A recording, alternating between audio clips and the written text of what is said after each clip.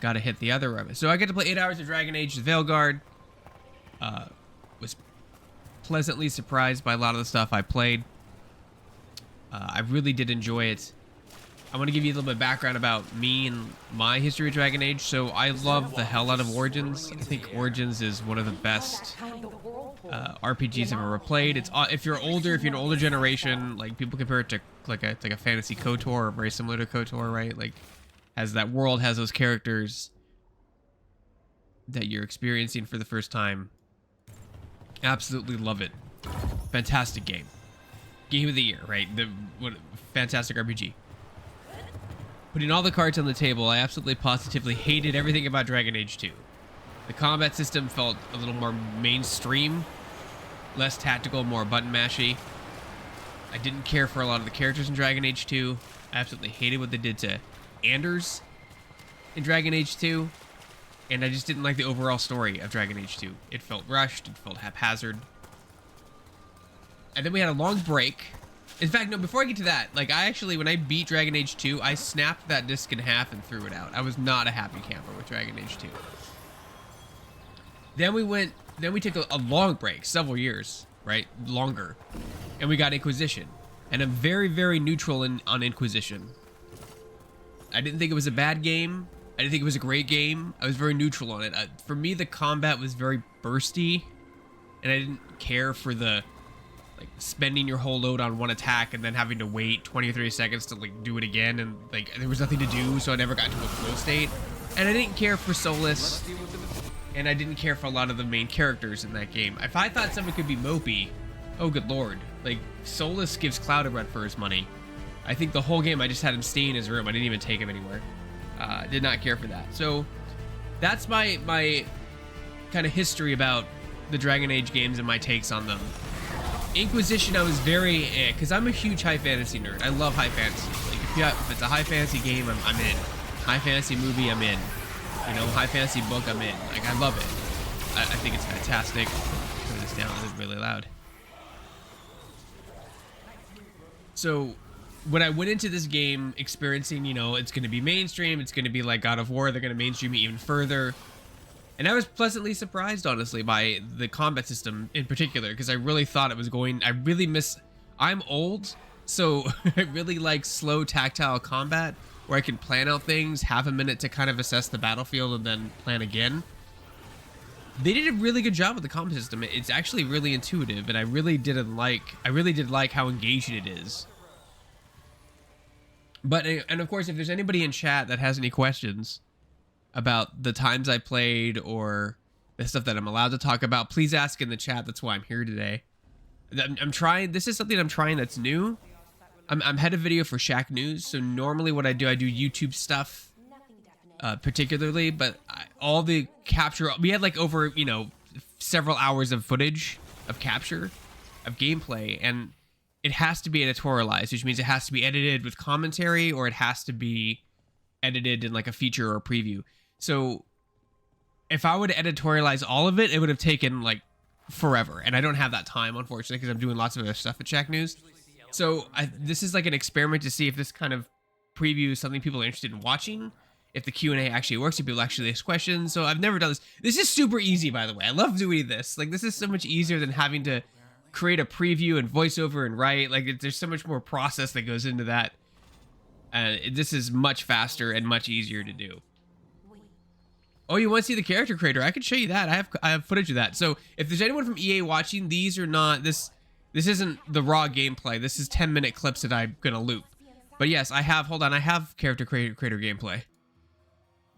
It was fantastic, Eric. Fantastic. I've never seen a more in-depth character creator, I think, in my entire life. Everything, and there is, I got to be careful here because I can't remember if I showed, there is partial nudity in this game, like in Baldur's Gate 3 in the character creator, which is something you don't see. I think it's becoming more standard. It was super detailed. I go through it now, but you have like your standard base head and then all the hair, skin tones, cheekbones. Reminded me a lot of like Fallout on steroids with much better hair. The hair in this game, ooh, the hair is absolutely incredible. Absolutely incredible.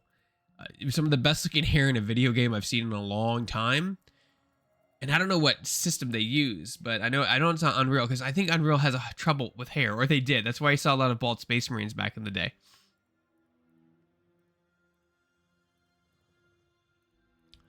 So in depth. So in depth. I go through, like, I could have just spent 2 hours, 3 hours in the character creator. In fact, when I was at EA Studios, they told me, they're like, please don't stay in the character creator for the whole session. Like, go through it, because we were only going to get to play our character the first like hour, and then they're going to preload us in other segments, and those preloaded segments would have other characters, so we wouldn't see our character. The one thing I wish it did do is if you could like upload a picture of your face, but I guess that's just secure, and like how you could scan your face and like put it in as a template so you can start building around that. Drew, I know the GPU, but I don't know the other system specs. I played, I had 30, well, actually that's a lie. I have 32 gigs of RAM, and I played it on a 470. I don't know what the processor was, and we played on an SSD. So I hope that's enough. They were actually concerned because they said it was too hot. I thought it was freezing in that room, and there's like, it's getting too hot, but it looked gorgeous, and it had no slowdown. But it was a 470 NVIDIA. It was an NVIDIA 470, and 32 gigs of RAM was what I remember seeing when I was messing with the OBS settings. But like, yeah, you can see, like, I'm a little nervous here because I'm not, I don't remember if I show nudity on the character crate or not. Hopefully I don't. I don't think I did. I think I was careful. But yeah, like, they have bulge size. Like, they have the weirdest stuff in this game. Bulge size, like, you're like, okay, sure. And it can be 0, whatever we want. Like, that's the beauty of it. And like, your character's in all the cutscenes, which makes it even better. Right? Just like, and that's a true Dragon Age fashion. Dragon Age has always been that way. I'm actually playing this at 200% speed as well, because I told you I spent a long time in the character creator.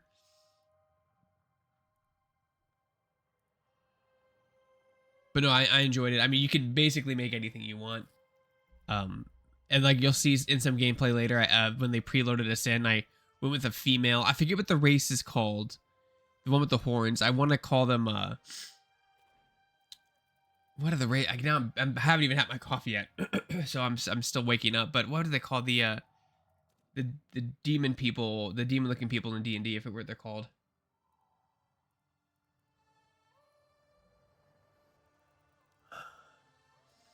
But like, I made like a female version of them, and it looked gorgeous. Like, it looked absolutely gorgeous.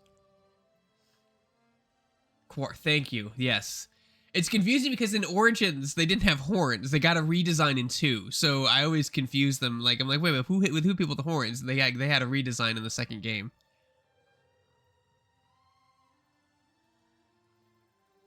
Oh, dude, I don't think so. I mean, it was super smooth. I would be shocked if it wasn't 30. Tefling, thank you. Yes, Teflings. Yes, thank you. I'm still having my coffee, folks. It's very early on the West Coast for me. 8 a.m. like a normal person. I usually don't start my day till like 9.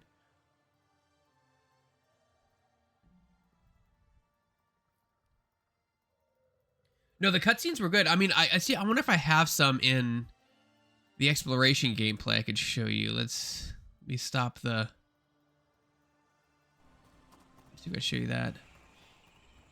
So again, just to clarify, if anyone from EA is watching, these are 10-minute, pre-edited 10-minute segments of gameplay that I have on loop. So there's no shenanigans happening. We were limited to how much we're allowed to show in a video, and that's each video had to be segmented into 10 minutes. So these are 10-minute, pre-edited 10-minute clips of each of these sections that I just have on loop as I'm talking. Let me see if I can find you a game. I was more concerned about showing off the gameplay than the cutscenes, but I can flip around here. You can kind of tell me if you think that's... I might have not gotten any.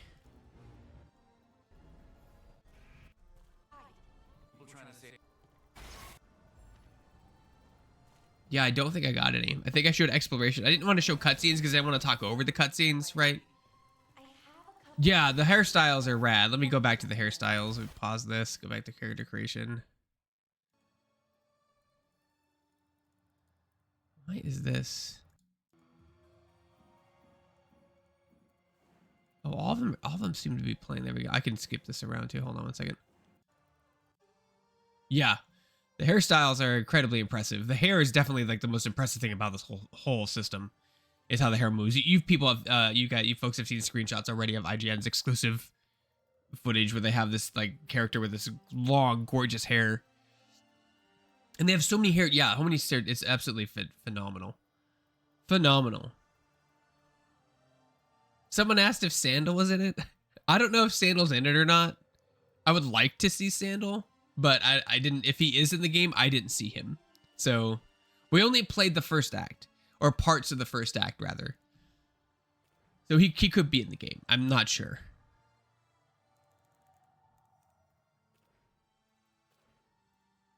See, I wish I had a hairline like his. My hairline's receding like a widow's peak. Yeah, a ton of beard options too. Beard options are finicky, especially when you don't have like I tend to like keep my beard pretty trim. So like I was trying to find like one that was more stubble, and stubble can be hard, but they actually had mine. Like that's pretty close to what I had.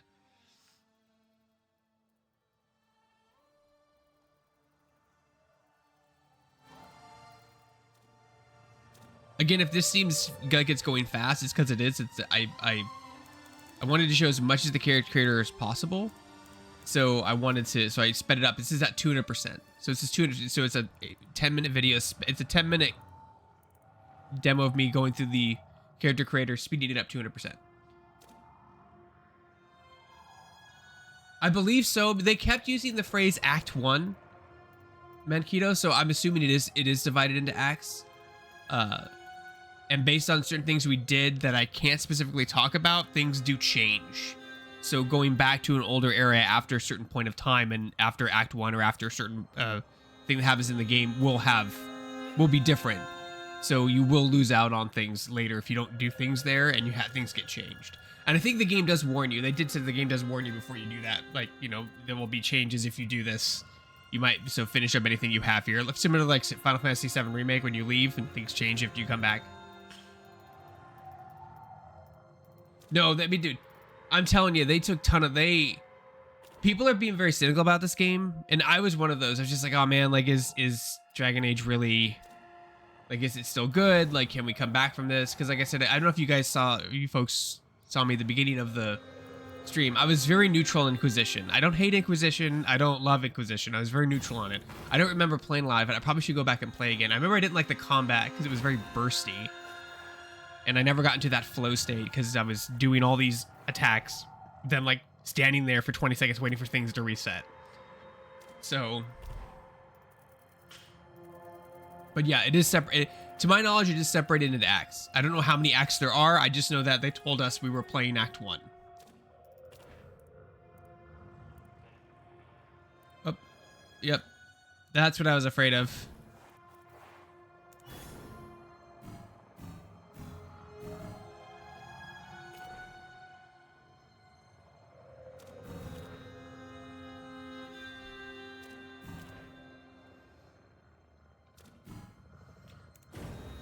Oh, this was the cool part. I'll freeze this a little bit because these were like your backstory. And like, if you guys have played a Dragon Age game, you know that these have like bearings on like different conversation options and how people treat you in the world and like that kind of stuff. And they had a lot of them.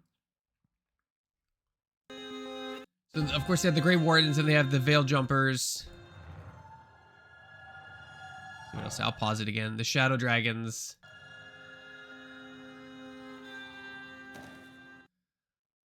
Lords of Fortune. The Morn Watch. This is what I chose. I chose the Morn Watch because I thought that was just like undead necromancer cool, right? That's the whole point.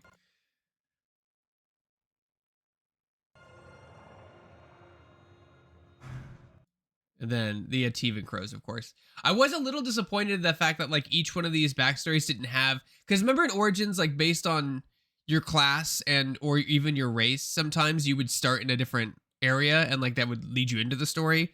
This one, I believe you all start the same, which is disappointing to me. I wish they would kind of do like individual quests, like just for the openings, like small little things of you leaving, you know, whatever, Tevinter, I think is the city the crows are from, Tevinter to go, you know, meet Varric and stuff like that. Oh, dude, yeah, the clothes. I mean, like, if you talk about detail, the clothes are absolutely phenomenal looking. Absolutely phenomenal looking. I don't know how many variations there are on the clothes. Like I said, we didn't get to play a ton through like that part, but here's more of the backstory for the character creator. Super cool stuff. Defender of the Dead. I mean, I'm down. Like, yeah, there are 4 voices to choose from. You can do there's 2 female and 2 male voices, and you can change the pitch of both to high or low. So there's 4. I think I'll go over for hopefully I included in this. There was so much footage, guys. Here we go. Here you go. Here's some of your voice stuff.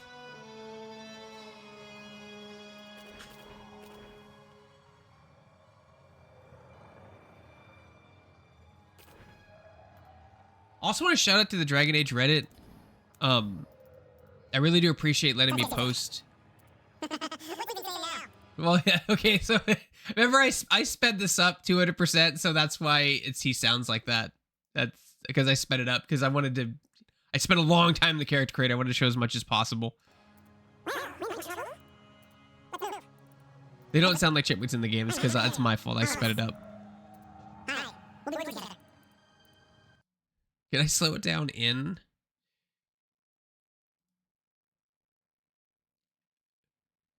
Okay, I think I can slow it down. Let's see if I can slow it down for you guys. I'm just going to see if I can slow it down. So you can hear the voices. I came as well prepared as I could. Well, we're not in trouble. There you go. There you go.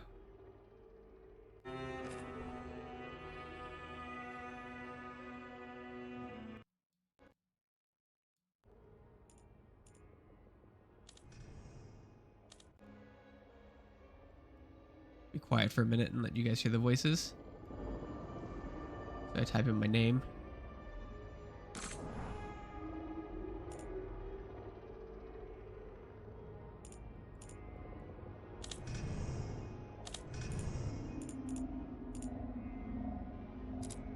Time to get to work.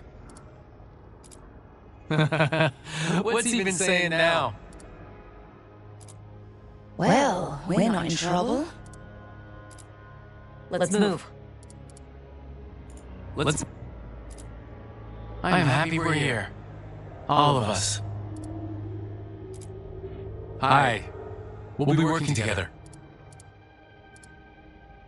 Hi. We'll be working together. There we go. Not bad, right? Okay. Sounds good. Yeah, not bad. I wanted to make sure you guys hear the voices. I didn't even think about that. But yeah, you can be warrior, rogue, mage, right? 3 main classes. All the classes can be everything except dwarf, because obviously if you've played Dragon Age Origins, the dwarves can't have access to magic. They can't touch the veil, which also makes them resistant to magic. So yeah, so there you go. I got some of the voices for you guys. Oh man, I did play the mage. I went 1 class only because I really wanted to get the feel of combat, and if I kept switching classes, I felt like I wasn't going to get that kind of stuff. Let me see. Let's go here. Here we go back to exploration a little bit. It's very indicative of the Dragon Age series, right? You have these large levels, like you load into these large hub zones, right? Like this is one of the areas. I forget something forest, and oh god, I forget what it's called. But like it's a large zone for you stuff to do there and enemies to fight and little treasures to find. Very indicative of the original Dragon Age. I mean I want to say they have this sense of they have bigger scale in this game, like a bigger sense of scale, but in Origins had like these almost like huge dungeon like elements, like the deep roads in the Dwarven Kingdom, and I don't know, I feel like I've never gone back to that. Even Inquisition, they felt a little smaller than they did in Origins, and that necessarily isn't a bad thing, because you don't want to be traversing large amounts of empty space where there's nothing to do, right? So, but it was gorgeous. Like here's some water, like some of the water stuff, because it's already been kind of released in the preview. Which, by the way, we have a preview on the site, like a professionally edited preview that I did, and then we also have an interview with the developers, the art director and the narrative designer, excuse me, about the process. So we have that on our YouTube channels if you guys want to watch that afterwards. But yeah, I mean, I feel like there were a lot of lessons taken away, and I feel like people are like, so much work went into this game and it took so long. This isn't a cash grab. This isn't a half-assed attempt to make something quick.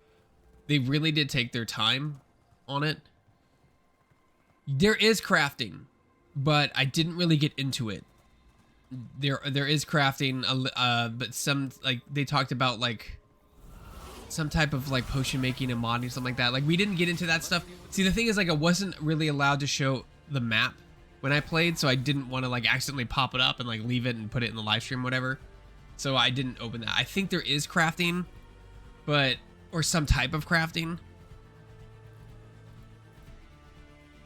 Like I said, like, the thing about this game is it still is a little mainstreamed. I was still learning how to do this stuff.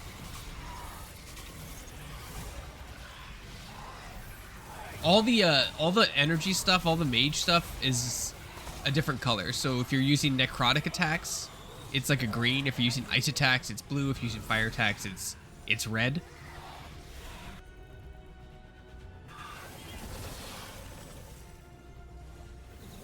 Oh, dude, preach. I love Origins combat. It was very slow and very tactile. I'm super old now, and I love that kind of KOTOR-esque, like, you kind of do all your buttons and you send them out, and then they execute their attacks relatively slowly too, and then you wait for things to fill up, then you reposition, and then do things again. Like, I loved that combat. Can you use companion abilities? Yes, you can. You can use it. There's a quick access. You hold one of the shoulder buttons. I was on controller. You hold one of the shoulder buttons and you can just tap it and they can do the ability.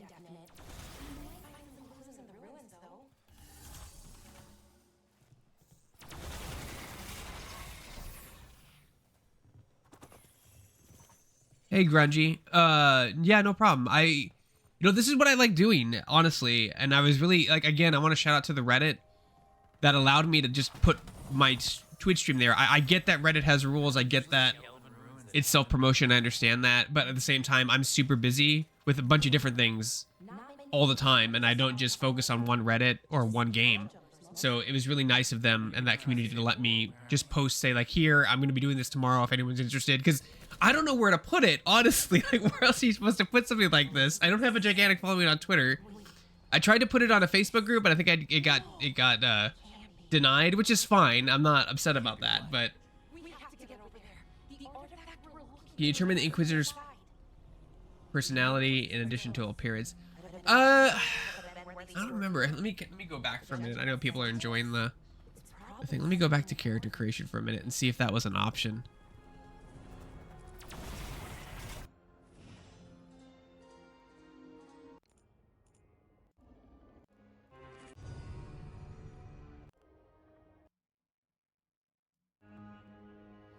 So I don't remember if it was an option for personality. I think that the personality is indicative of what you choose in the dialogue boxes. So, like, if you want to be snarky, if you want to be, professional, like, it has those symbols. Like, if you want to be like a strong guy, it's like the arm, and if you want to be funny, it's like the drama symbol. So, like, I think it's indicative, your personality is indicative on the choices you make rather than setting something on the menu screen. Because if you missed it, here's basically the options for customization. You have all the physical stuff, and then in terms of appearance, it's name, and then 2 different male voices, 2 different female voices, and then you can change the pitch on both of them. So essentially, if you count the pitches different voices, it's technically, what, 12 voices, I guess? 2, 4, 6, 8, something like that. Okay, so the mage uses. You guys have probably looked at this. I have some. I'll play the explanation again. Sorry, hold on. I'll move this stuff around for you guys. I know you've seen this already.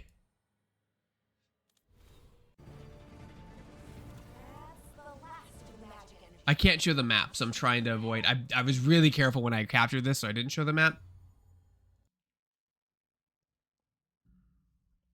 So you essentially have like 2 fighting styles, right? You have 2 fighting styles with the mage anyway. You have a staff, which is slow and long range, and you have this dagger orb combo, which looks fantastic. And I wonder if I got some of that combat in here, and I'm regretting if I don't.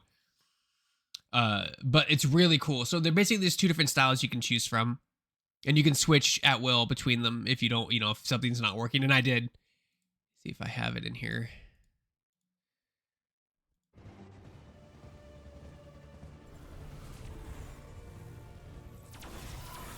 Had an aggressive one. I set up to religious dictator. Yeah, I mean, you have that option. You definitely have that option. Like, they really did. So I think it's one of those things where sometimes it won't change the outcome. The outcome is just scripted. But it's, if it's funny to be a hard ass, right? That's the funny thing. Yeah, the animations of the mage beautiful. I'm flashy. Did I feel like I was in a Dragon Age game? That's tough because the game is... It's one of the most vibrant games I've played in a long time. Like, there's a lot of color. They use a lot of use of color in this game. It's tough. So here's the thing. If you like Varric, yes, because Varric's in the opening of the game, right? You see Solas, there's Harding. You see those characters from Dragon Age Inquisition and 2. So, yeah. Oh, that's a tough question. Did I feel like I was in a Dragon Age game? It's tough. I need to play through Inquisition again. I need to play through that game again because I played through it. Wasn't the biggest fan of a lot of the characters. Wasn't a big fan of the combat. But I did beat it. But I don't remember a lot about it. I mean, it feels... When I'm having conversations, I guess, yes. Like when I'm having conversations with characters and seeing outcomes, it does feel like a Dragon Age game. I feel a little, here we go. I'll pause it here. I feel, it's interesting. I feel a little bit, what's the word I'm looking for? It's a little bit hard because the game, you guys have seen the opening, right? With Solas. So like, it starts up here and then you go all the way down here. And I feel like a game should start lower and build up to that. Right? And build up to that point. And they gave a good explanation in the interview that I did with the dev team. They said that they wanted it to feel like a James Bond movie where like they have a cold open where like you're ending another story.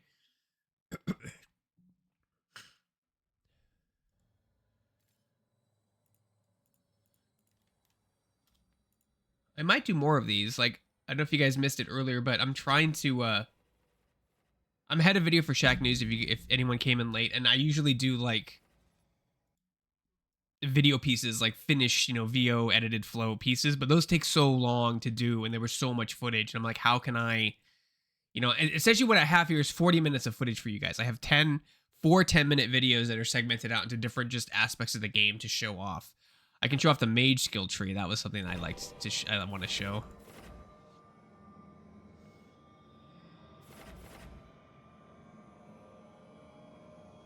So the interesting thing about the Mage, the skill tree is it looks gigantic, right? It looks really gigantic. It can be a little misleading because a lot of the skill trees are passive buffs. They're like, your spells last 20% longer, or two seconds longer, or they do 20% more damage. Like, so a lot of it is like passive buffs that just kind of stack or make your stuff hit harder or last longer. So it is like not all of those things is an active ability. In fact, like there aren't that many in each section. I think there's like 2 or 3, maybe 4.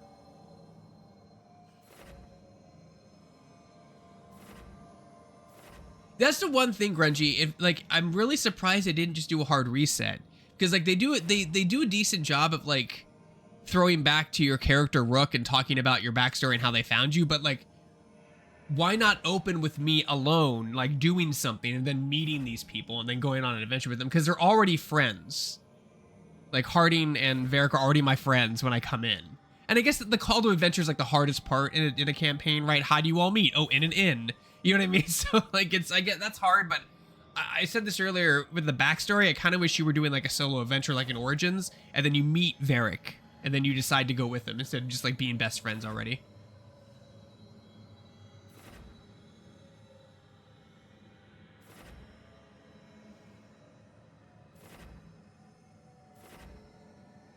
The mage has like this, the staff has like this charge, like this like kind of beam, and I loved that beam.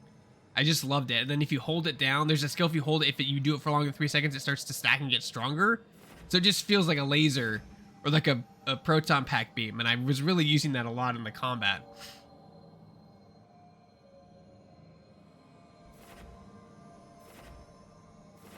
Here I have like, by the end of the game, I was getting really good at the combat. Or not really good, but I was understanding the combat more. Yeah, proton pack beam. That's what a new like. What do they call it? Yeah, I love the feeling. I use it a lot in here. So this is like toward the end of Act 1 that I'm playing, and I had a lot of talent points to spend, and I was doing a lot more with the abilities and starting to see the synergies and starting to see the flow of combat. And it definitely is less bursty than Inquisition. Like, I'm doing things in between cooldowns. Some things have multiple charges, so I can do them more than once. And I always felt like I was engaging. That was my biggest problem with Inquisition. I feel like I would do all the abilities, and then I'd be doing nothing until they reset, and then I'd do the abilities, and I'd be nothing. Like, that took me a while. That comm system took me a while to understand and like get the knack of. So yeah, there's that beam. Yeah. Oh, wait, where's my where's the audio on this?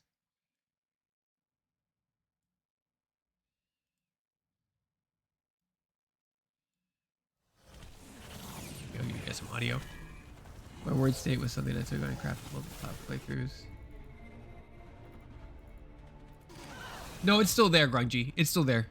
There's things that you do that affect the world. And I don't know if you came in earlier, I said that you'll make a decision. You'll make decisions and it'll warn you, like, you know, this will be changed moving forward. So, like, do anything you want. Like, kind of like similar to FF7 Remake, where they're like, hey, if you're leaving, this is going to be different when you come back, so you should probably finish any side quests, like that kind of stuff. There's definitely world ramifications about what the decisions you make in this game. They kept that. It wouldn't be Dragon Age if they didn't.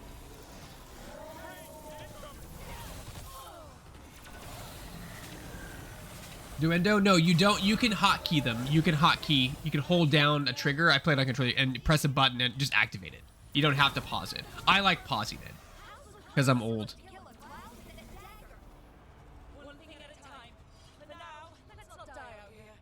I only played the Mage and I went heavy in Deathcaller because I really wanted to get the Mage's combat. I really wanted to understand the combat in the game, and I didn't feel I was going to get that if I switched over to Rogue or switched over to another spec. I really wanted to focus on something so I could get the hang of the combat and feel the flow and how it works and how it energizes. We have a preview on our site, shacknews.com, also at youtube.com/@shacknews, where I have Ozzy, who also played the game, did a written preview, and I put a lot of the Rogue combat in there. The Duelist, I think, was what he was playing.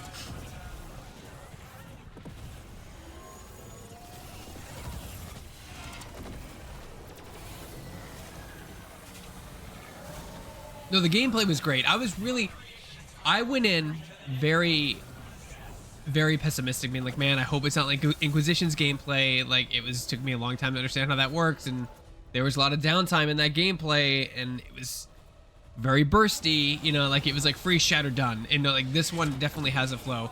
You do wait for cooldowns to like on some things, but like it's not that bad. Like I always felt that I was engaged, and it even feels like a little bit of like the Arkham series. You play Batman Arkham City, they have like there's like a little warning on top of your head to like dodge an attack, right? And it'll be white or yellow, and you can also block. I didn't do much blocking, I did a lot of dodging, and if you block, you can counterattack and do all this weird stuff. So I definitely feel like there was a flow state, even when you're waiting patiently for cooldowns to recharge or abilities to recharge.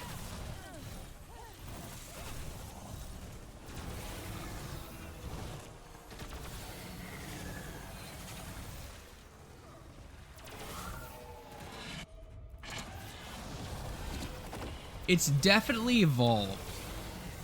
They're definitely learning, like even I say EA, they're learning, I mean like the devs of BioWare, like they're learning, they're taking a step like, okay, what did we learn from the... It takes a little bit from all three of the series, honestly. I mean, Origins is arguably the most different out of all of these because it's such an old school, I guess I could say that, such an old school game with how the movement and combat worked. very akin to KOTOR, is I'd call it, right? That's very similar. Almost, it's not quite turn-based, but almost, right? Like it's almost turn-based. This is a lot more engaging. They throw a ton of enemies on you, a ton of enemies. But they're definitely learning. Like the combat was, I would say this: the combat is better than Inquisition. Period. It's better than Inquisition. The combat, like, it's more engaging. It's more fluidic. There's a flow state. When you start stacking debuffs on enemies, like, it feels good, and you start doing things. Yeah, I mean, you can do great things. And, you know, the classic Dragon Age stuff is still there. You can freeze an enemy and shatter them, all that good stuff. There's also, like, multiple things in the talent tree that allow you to, like, you know, stack more, or, you know, and do more damage, or call it. Like, it's really cool. You can drain life, too. It's one of the big things with the Death Caller, is I can drain life out of enemies and restore my own, which was kind of cool.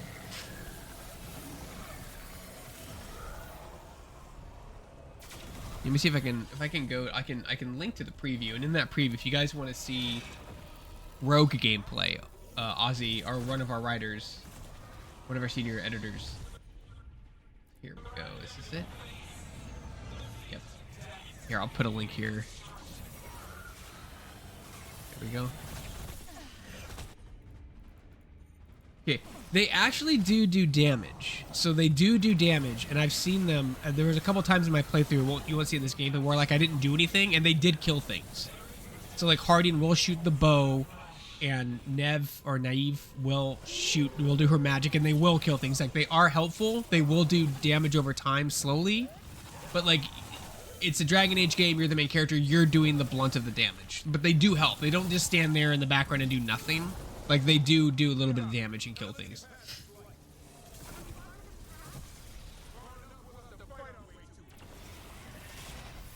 They can also heal you. They have like healing abilities as well.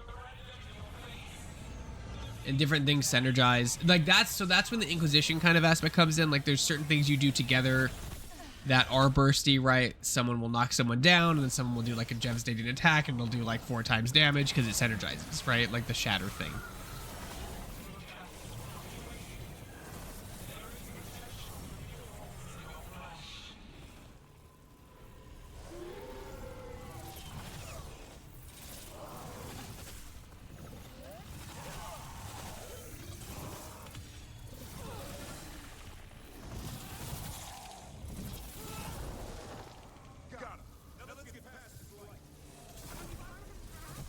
Yeah, there's these green pots everywhere you can smash and have and get get health potions.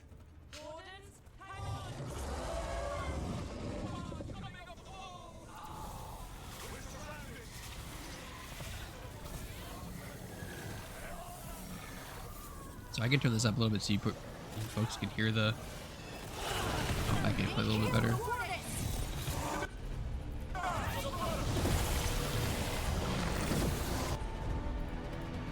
What would you say is your favorite new addition to the series from this entry?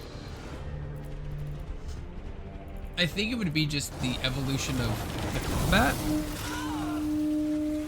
I mentioned this before, the combat was what I was most worried about, because I still want it to be tactical. I still want to be engaged, but I don't want to be playing God of War, right? Or something like faster. That's not akin to the Dragon Age series. Like, it should be tactical and slow, and it was. Each enemy has like different challenges based on how you use them. There's priority targeting, right? Like, there's an enemy lobbing bombs at you. Like, you have to deal with that enemy.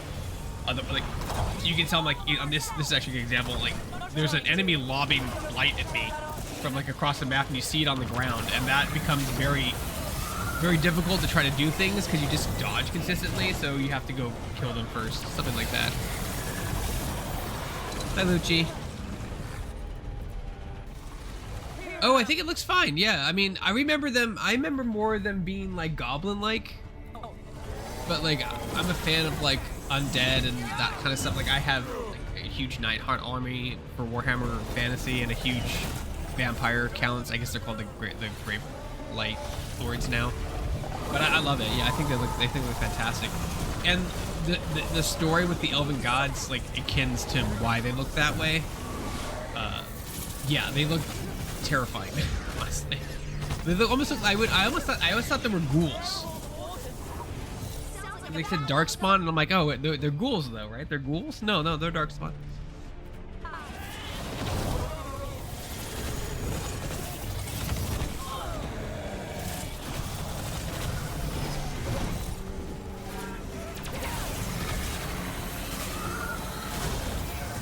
I mean, we didn't. Okay, but let me get to iCap or any aiming assistance. I feel like there is on controller because this isn't an online multiplayer game, so you are gonna have aim assistance on that, or at least an option to have aim assistance. I don't think this game is definitely not to be twitchy. Like there were even times you can see with my beam, like it'll like lock on because you can lock on. You can lock onto a character, right? Like in a almost like a Legend of Zelda or a Dark Souls game, and like focus on them. So and you can just tap the thing and hit it.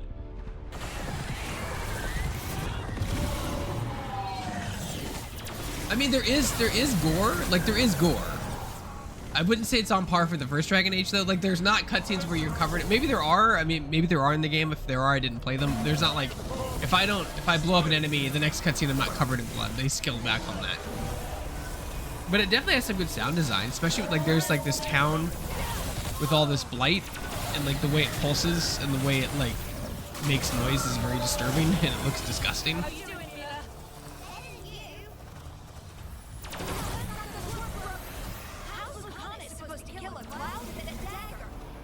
I'm gonna go through these one at a time. So yeah, it used to be a CRPG. Now it's definitely taking a step back from like the traditional like MMO experience, which I think maybe someone at the studio thinks it might be too slow. And to be fair, like to their credit, like Origins is extremely slow, and then it got faster and faster and faster. But I think this is a nice balance. Like it does still feel like an MMO. It is faster. You know, you are acting in real time. But I didn't have a problem with it. The banter. So yeah, so Krager, I came in earlier. So when you were talking to other characters, I think it was Grungy asked about personality traits. So you have options to like have a discussion, and then there'll be certain key points in a conversation where like you'll see like a fist, which will be like, oh, this is the hard ass, you know, way to respond. Or you'll see like the tragedy phase, which is like the humorous space to respond. Or you see the heart, which is like the romantic way to respond. So like you have different ways to carry a conversation to kind of make the game your own.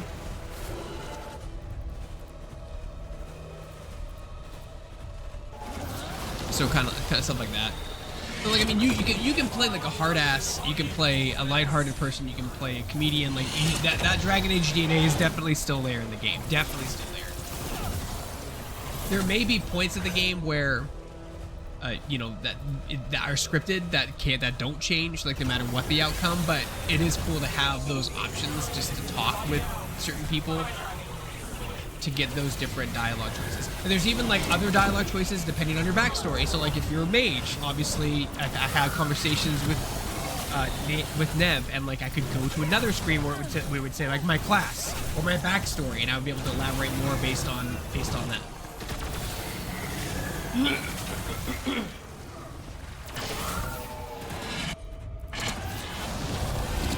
little bit. What does it say? It says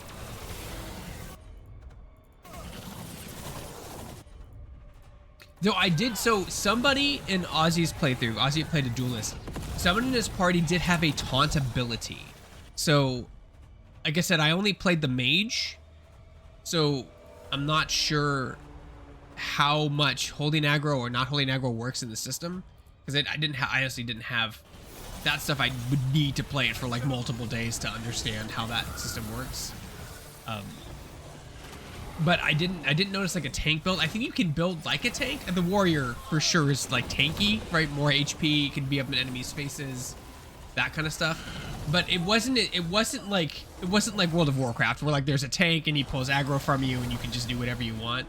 I'm sure you can, like with major enemies and bosses. I think that might be a thing. We taunt the boss and then do some damage, right? As they're taunted for 5 seconds or whatever the cooldown is.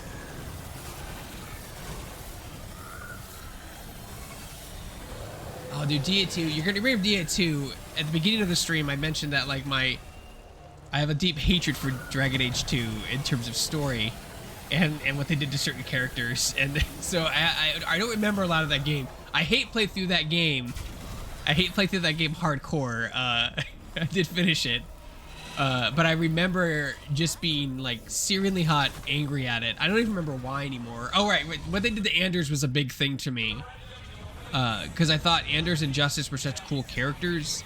And here we had this character who arguably had a demon or whatever spirit in him. And they were actually like, it was like a symbiosis. You know, like they worked with each other. And then they made him like insane. And I'm like, I hate that. Like, I hate that. I hate that. You know, like turning an anti-hero or hero into a villain is like, especially the way they did it. Just was not a fan. So you'd have to remind me what. Yeah, I mean, like in terms of, you're talking about the conversation options, right? Right, Krager? That's what you're talking about?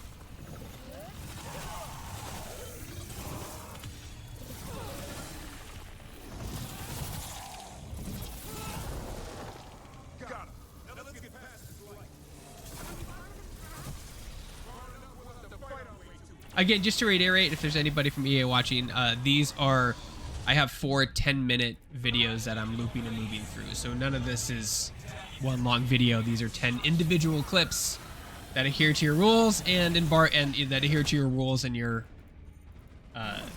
limitations. I wanted to make sure to be respectful of that. When we do go to these events, there are, you know, rules that we have to adhere to. And I'm pretty sure I adhere to all. We have to adhere to. Sorry.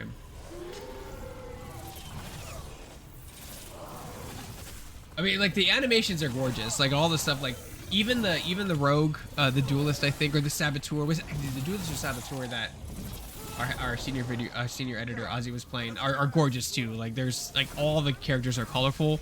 It's not like Dragon Age Origins where like if you played a warrior you just didn't have any flair. You just kind of like swung your sword and did your shield. Like that was kind of it. They all have flair, which is kind of nice.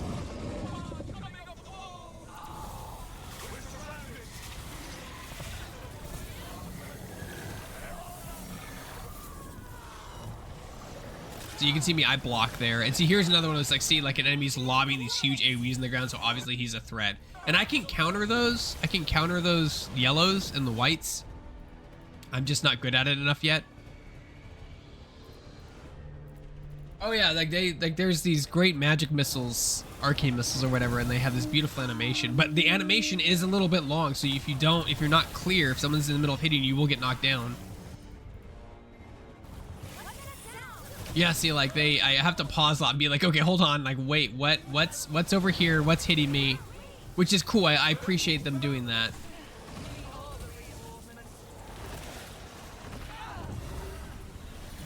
You can quick recover by like tapping a button after you get knocked down, and you'll do like a teleporter roll.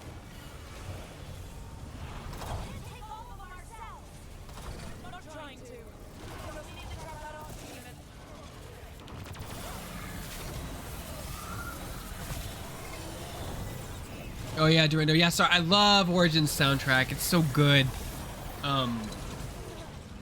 I don't mind, like, I mean, I think it's on par with Inquisition. Like, I like the main theme in Inquisition, but a lot of the music in that game I just don't remember. You know, it could have been just because, you know, that Origins was just such a a game that I hadn't played in like years, and I just have nostalgic berries for that music. And also, like, I couldn't pull, like, obviously the game's not out, so I can't pull music from Veilguard, so I just decided to use Origins music. The music was fine. The music was good, on par with the Dragon Age series, right? It's got that fantasy theme, it's got your horns, got all that stuff. So I enjoyed it.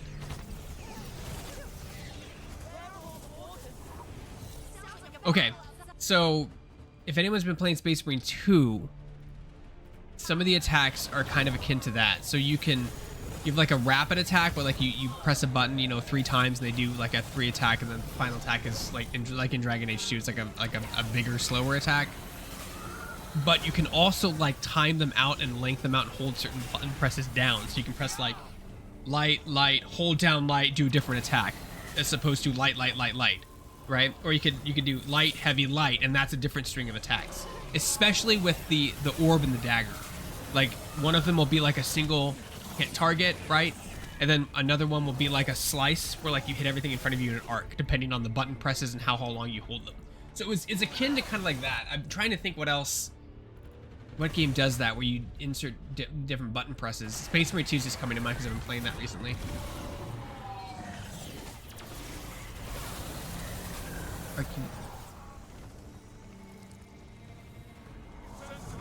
Warrior demo, yeah. Yeah, the warrior's just as colorful. Like that's, I mean, it's hard in a fantasy game to make like a dagger and a bow user like flashy, right? Like how do you do that, right? And they do it. A lot of elemental attacks, they do. That's how they do it. Like a lot of like, oh, electricity elemental or poison elemental, like, and they make sure that it's very flashy. So Craig, did that answer your question? Hope that answers your question. Ido Cap, our companion's invisible. So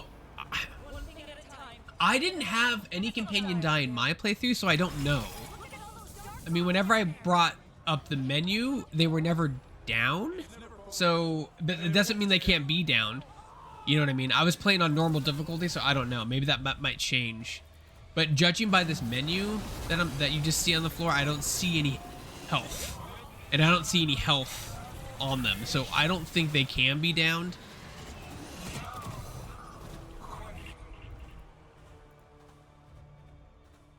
Yeah, similar to that. Yeah, you press the button, different things happen. So like if we pause this here. So like, yeah, I don't see a health bar on them. I didn't even pay attention to that. I was so focused on the combat. So I don't see a health bar in the companions. So making an assumption, they might not be able to get knocked out. You know, they do damage. They're not going to carry the fight, right? They're not going to carry the fight. They do damage, and they are there for support, right? To combo with each other or you. And you can see, like, on the right, Harding has a healing ability. So, like, Harding's your healer in this case. So if you run out of potions and you need a quick heal, you can do that. Yeah, I'm not gonna lie. I really wanted to focus on one aspect so I could learn the combat with the limited time I had available with it. I wish I would have used the dagger and the orb more because they're just so cool looking. The orb flies around, he shoots it out. Like, it's really, really cool.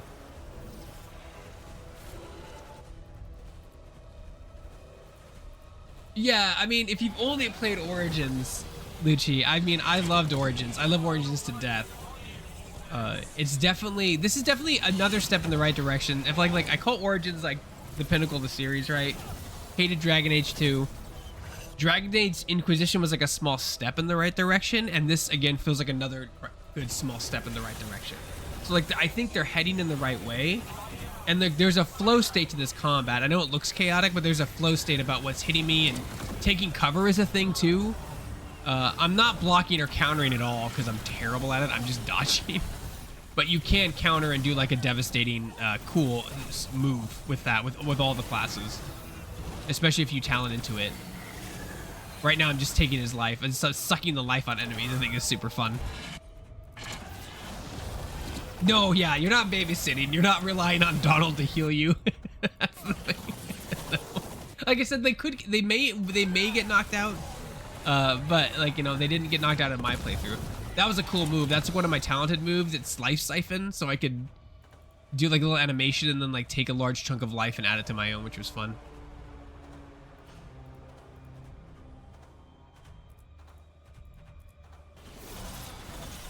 Yeah, but see, like, I've never played KOTOR, but people speak very highly of that game, and Origins is very indicative of that game from what I've been told. It's very similar to that game.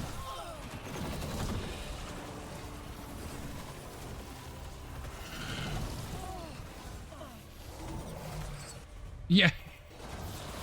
Yeah, like, you don't directly control them either. Like, you can't position them. So they kind of do their own thing. Like, you cannot take directly control of your companions. Which is, like, that's a good and a bad thing, right? Because you're basically just focusing on yourself and your positioning and don't have to worry about the other people in your party since you're not switching to them.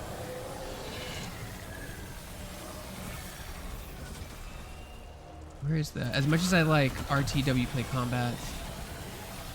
What's RTWP? I'm sure probably gonna... RTWP combat. I don't think it would be realistic for them for that combat to make. Oh, real time with pause. Okay.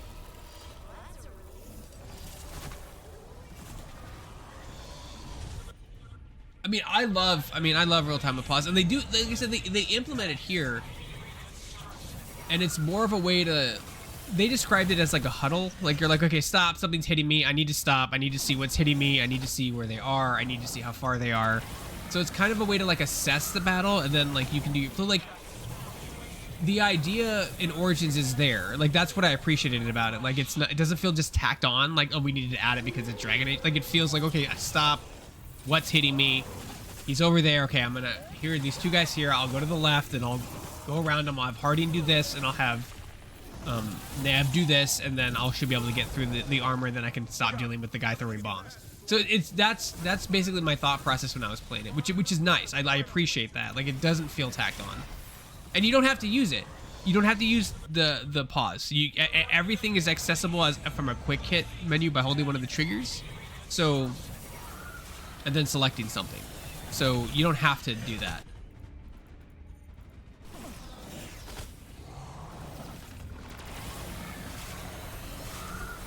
Is the rhythm dagger used for AoE? So the dagger has different properties based on the weapon you equip. So you have, there's certain dagger and orb combinations that use fire instead of ice, or use poison, right? Or necrotic energy instead of ice, which is cool. And I'm kind of wishing, I didn't play with it that much, but I thought the animations were cool. I wonder if I can, let me see if I can show it to you very quickly. Might be a little difficult because, let me see. Okay, hold on. Let's see if I can show that to you, because if I can show you a short clip of that, I just got to find out where it is, because I didn't use it that much. I want to make sure that this is this one. Things might get wonky for a minute. Hold on, because I'm regretting not having clips of that, because I did use it for a short time.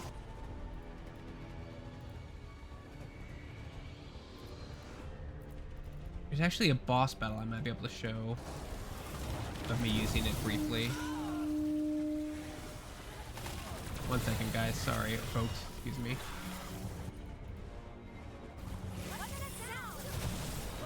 Yeah, that's right. So I was fighting a boss battle and was losing, and I switched to the orb, and the orb. Here we go. So 17 minutes around there, and it's 3 or 4. 1 second. Let me see if I can get this to work.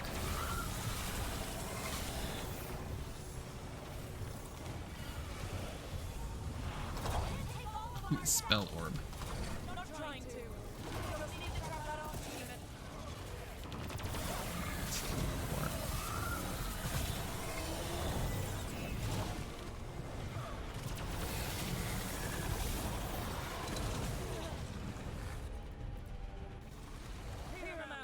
Okay, here we go. Yeah, I got it. Give me a second.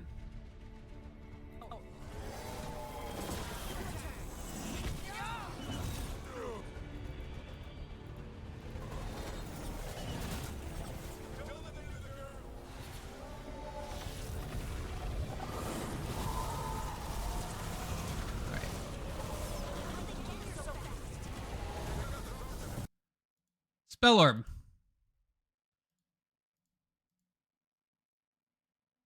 Oh no. Did I freeze?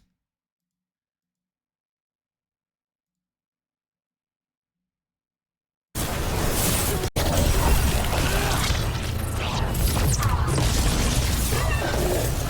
I'm doing this for the moment. I should have. I'm trying my best to show you guys as much as I'm allowed to. Okay, so this is a boss battle I was having trouble with the staff, because it was just, I was like, man, the staff is so slow, and he's attacking me very quickly. So I believe I lose this battle, and then I switch, or I think I switch halfway through. I'm like, the staff isn't working, so I switch to the dagger and the orb, which is, like I said, it's such a cool animation. There we go. So I have the dagger and the orb now, and they kind of throw the orb. You can kind of see how she throws the orb and how she slices. And that's just the rapid attack. You'll see I'll do different combos based on how I do the button presses. See, then I die. Ooh, yeah, see, I'm gonna get hit here. It was at that moment. He knew. So you can kind of see, like, and that orb changes based on the weapon you find and whatever element is attached to it. So this is, I have fire, but like I was using ice before then. Or I think there's also poison or necrotic. It's green, so like it's necrotic damage. Kind of. It's like it's a cool prison that's underneath water that's like protected by magic. This was a cool mission.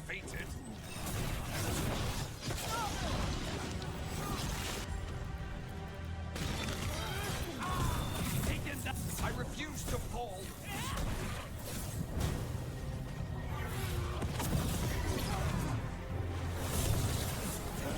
Yeah, the dagger combo is pretty cool, and like that's just a style you can choose to do if you want. Like I appreciate a game that allows me to play the way I want, and I could have done this with the staff, but I was having more success with the rapid striking of the faster weapon because I could attack, move, attack, move, attack, move. Like I'm getting my ass kicked here. Yeah, I lose.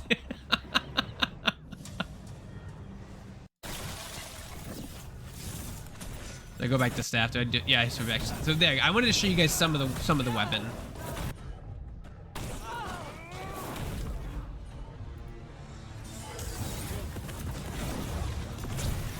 I've never, I didn't play Elden Ring that much. Yeah, so I don't know, but if that's what it looks like, I'm sure you're right.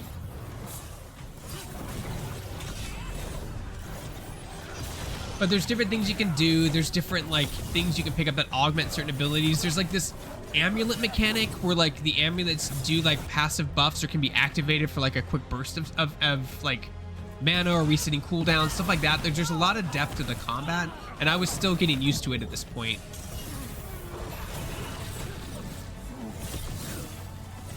Yeah, the orb is just super fun to watch the orb fly around.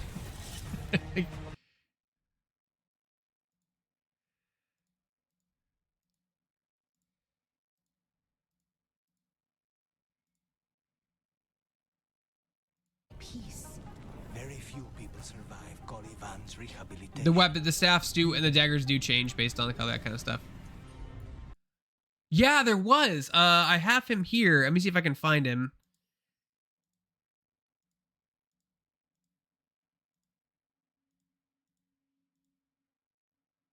I can't tell if he's in my party yet. Lucanus. Lucanus stood out to me. If you guys were fans of Anders, Lucanus is very similar to that regard. He's an Antivan Crow, he's an assassin, he's super charismatic. In fact, like his whole like the Tevinter, that's the city the crows are from, right? Tevinter, like it gave me like very heavy Assassin's Creed vibes. I'm like, wait a minute, am I playing Dragon Age or Assassin's Creed? Like the way like they talk and stuff like that, because they're all like, Beratore, they're all Italian, or like some like got an offshoot of like, European Italian. So I was like, oh, okay, yeah. I like Lucanus a lot. Lucanus is definitely someone I think that I'll have in my party because, he's possessed by a demon. So like he makes for fun conversations because no one can see the demon but him, and he's talking to it a lot. And I think that's funny.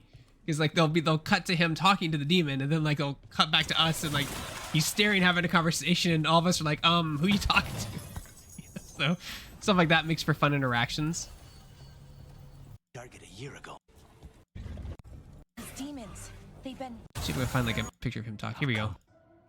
When I find Zara, I'll ask her. Yeah, so like Lucanus was definitely listening to that. Here's like the Assassin's Creed crew.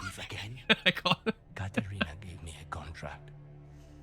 I'm not breaking. Oh, Ezio, yeah. What's the matter, you? Like that kind of stuff. Like it was great, but it's great. It's fantastic. It definitely adds that flavor of like culture to the world, right? Like the different regions have different dialects and different accents. It builds to the world. I can't remember if we've ever been to Tevinter. Have we been to Tevinter in any of the games? I remember hearing of it. I need to be there. We are under attack. Dude, this is Assassin's Creed. When did this become Assassin's Creed? We need you. No, Viago. Sara came for us here, in my house. She took Katerina from my house. You find her and cut her heart out, Lucanis. Vi and I will hold down the fort. I'll give her your regards, Thea. For Katerina. Like I said, my knowledge of Inquisition is very limited because I don't remember. I played through it. I don't remember a lot of it though. That's the Antivan Crows. Yeah, the head of the family of the Antivan Crows.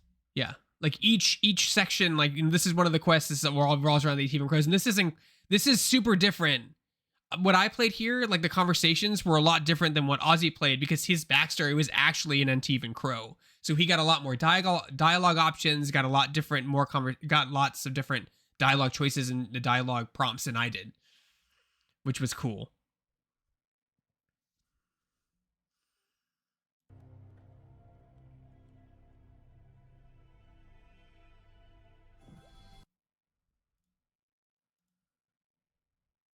See if I can find like a quick thing of his demon. You'll have to kill me. Yeah, see, so here you guys talk about dialogue choices. Here's like, you know, there's 3 different options here. There might be more depending on your backstory, right, or your class. But like this is like the comedic, right, snarky, sarcastic. This is the sarcastic in Fallout 4 option, right, the little tragedy head. Well, that's awkward. I can go back to the character creator and I can pause it on the Antivan Crows and maybe it might tell you, Idocap. I can find out, but let me find a picture of oh, there's the demon. There's his demon. He's always like around. I just think that's such a cool concept. It's very, very Venom, right? Very, very, very Venom in like Marvel Comics. I love that fact that, you know, have these conversations with things that only you can hear. It's kind of cool, you know? Let me see. Hold on. We'll go back to character creation.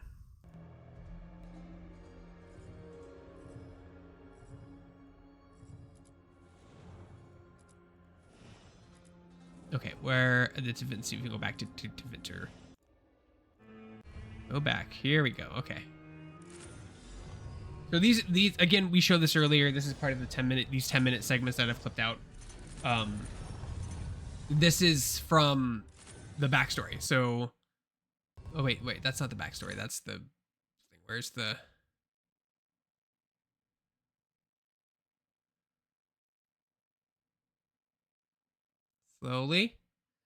Slowly. Okay. So Grave Wardens, Veil Jumpers, Mornwatch. Come on, Greg. Come on, past Greg. Go to the next one so I can see so I can show them the Antivan Crows.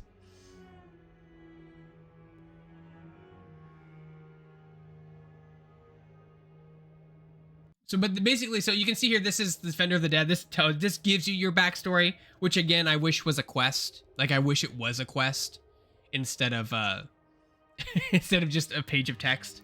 It'd been nice to see that. Oh, see, I picked the wrong one. See, I gotta go back now. Oh, okay.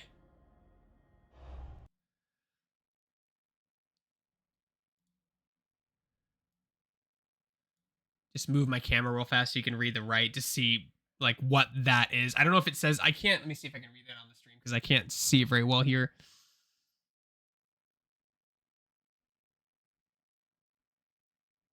It doesn't say. I think I actually have to click on it and then it'll open up the backstory and it'll tell me, but I didn't do that.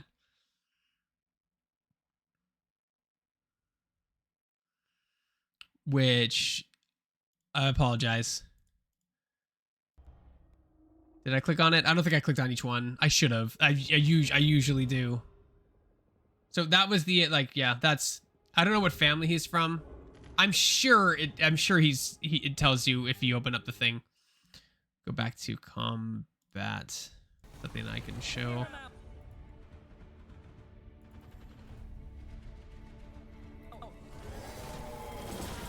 Let me move my cam again so you guys can see the abilities.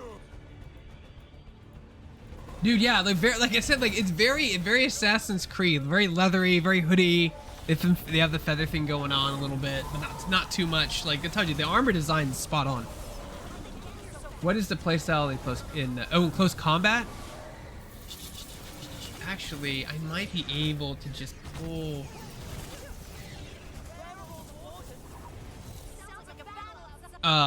Okay, I can't show you a lot. I mean, I have these 10-minute segments. I can't show videos longer than 10 minutes in an entirety. So let me do my thing again. If you guys want to see the close combat, give me a second. I won't be able to show too much of it, right? I can only show these in 10-minute, like, pre-edited segments. So I can't show you too much. Gotta follow the rules.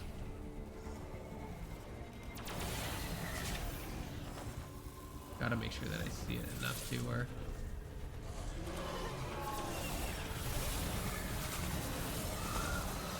So 801 at 52. Give me 1 second. 801 at 52.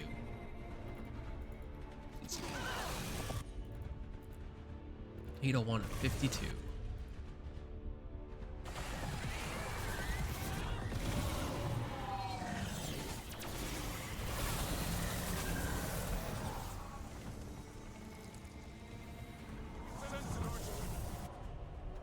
Okay.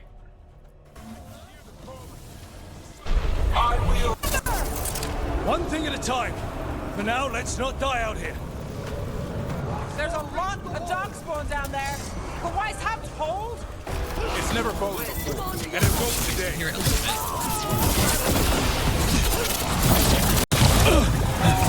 Sorry about your ears, folks. Right, so this is Ozzy's gameplay that was in the preview. So you've already, it's already, but this is the duelist, I think, or the saboteur.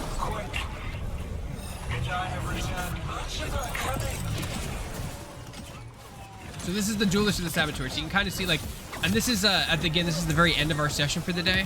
So I'm hoping that Ozzy, like me, just got better as the time went on. Yeah, see, so somebody had a question about auto aim. I can't remember if it was you, Krager, or somebody else, but yeah, you can lock on. You can free aim, but it also helps you tremendously. This isn't you know, this isn't a twitchy game.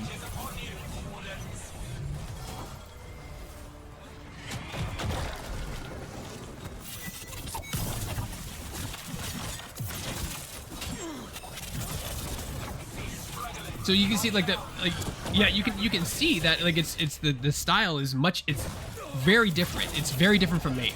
Like can completely like you're not only you close up, but the speed on which you attack and react is much quicker than the Mage. He threw a bomb like yeah, this is yeah. I mean I saw a little bit of stuff when I edited the preview, but there you go. There's a nice little knockback thing. A lot happening. These were tough fights. These were very tough fights.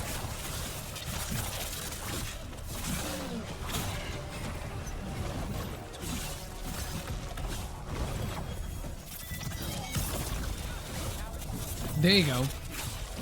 Yeah, I think the only limitation for class was Mage, and that was dwarves, obviously because of lore. I think that was the only limitation for where's my webcam? Oh, I want you to see. There we go.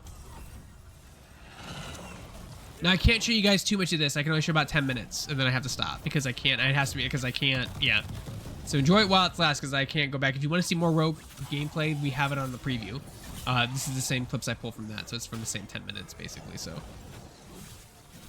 now he has like poison daggers. See, like they make it it's very elemental focused, like the really elemental damage dots and stuff like that. I believe there are talents to like be efficiency in range. So like if you want to be an elf bolden wielder, you can do that.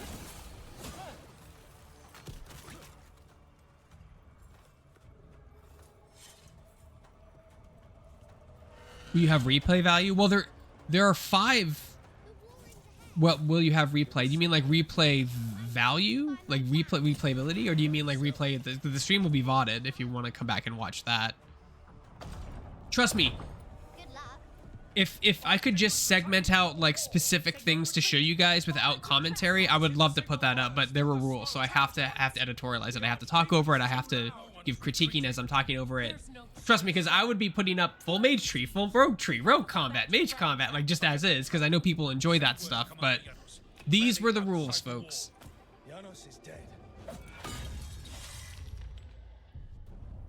The streaming replay. Well, I mean, like, it'll be a VOD. I mean, we'll put it up at... Like, this is the first time we've done something like this in, like, a long time. We're much more usually... Professional's not the right word. Formal. We're more formal in our coverage. So, like, we like to, you know, take certain segments out and do that stuff. More combat here. So there'll be a VOD, and you can come watch it there. Oh, I messed up the thing for the stream. That's disappointing. Let me fix that.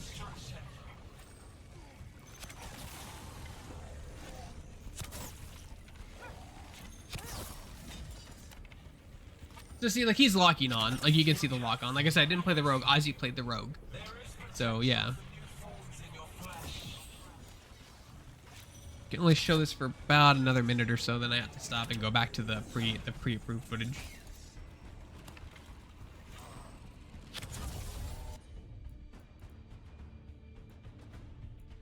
There's a lot of coverage going live today. All the outlets were allowed to post their coverage today, so there'll be a lot of coverage, and I'm sure someone else will have what you need if we don't. But we appreciate you stopping by and asking questions here first.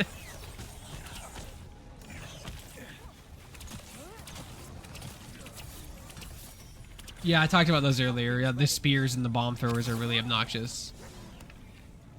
I think there are. I remember seeing those in the options to remove the numbers.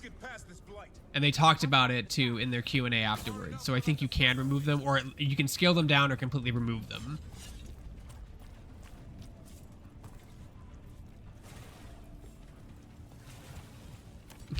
Twitchy shooter.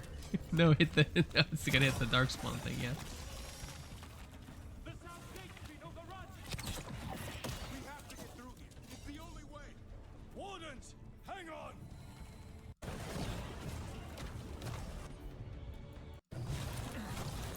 A little bit more of the flashy combat and knockbacks of things.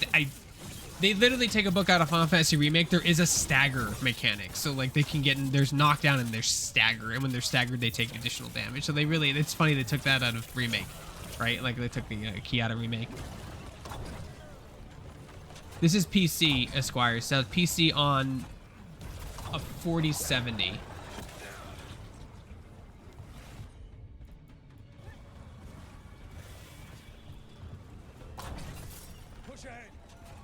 Okay, I'm gonna stop there because I don't want. I don't want to show. I'm not allowed to show that much. Let me just remove this so I don't go back to it again. Yep.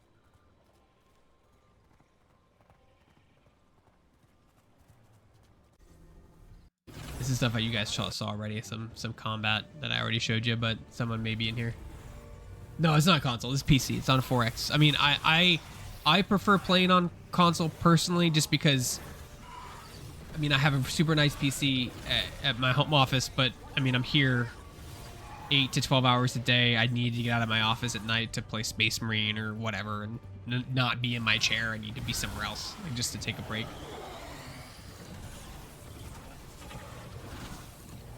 I'm on controller. I'm playing pad. I'm a pad player. I just like it better. To me, like keyboard or mouse. The only time I want to use keyboard or mouse is if it's absolutely 100% required of me, like in a MOBA or even in an MMO. Like I'll take it, but like if I can play pad, I'm gonna play pad all day because it's just I like it better. I'm at a keyboard all day. I don't need a game on a keyboard all night. Yeah, this was I think I had an Xbox controller, but I believe that you can use a PlayStation controller as well on PC. So.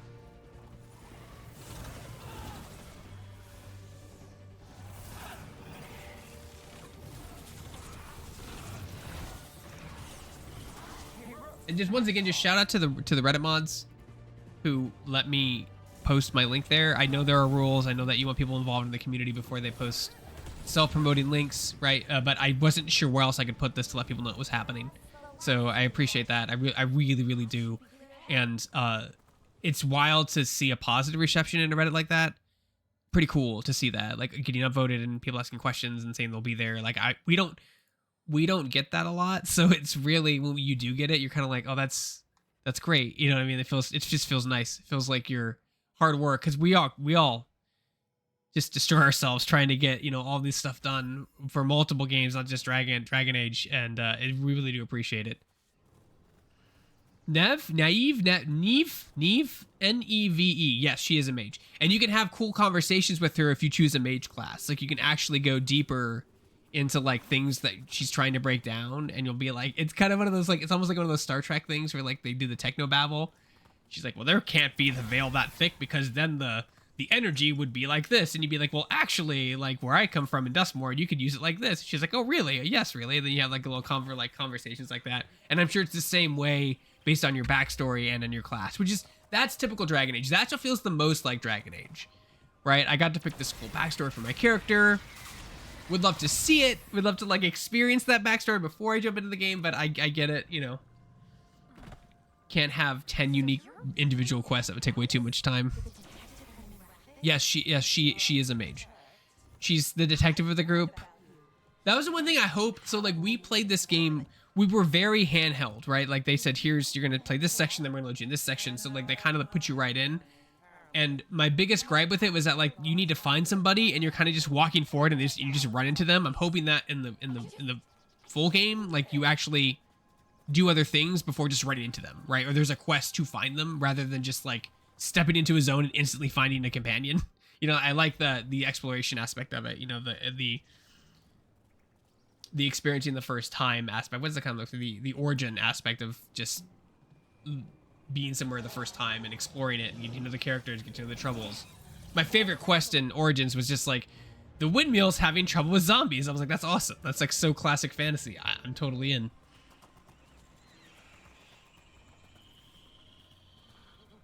So like right here, so this is the Ativan Forest. This is the same 10-minute clip I showed earlier, but you it's very Inquisition-y in like the way you explore, and like, you know, there's little things here or there that you can open, little regions you can get, money you can get, items you can get, right? So there's a little bit of exploration in these, like I like to think of them as like they're big hub levels, right? So you go from like your base to one of the mirrors into like a big zone.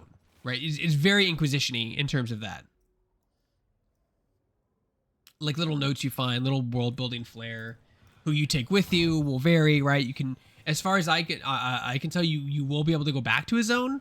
I don't know the extent of when you'll be able to go back, but the game does warn you when there's going to be a catastrophic consequence to something, and something might change.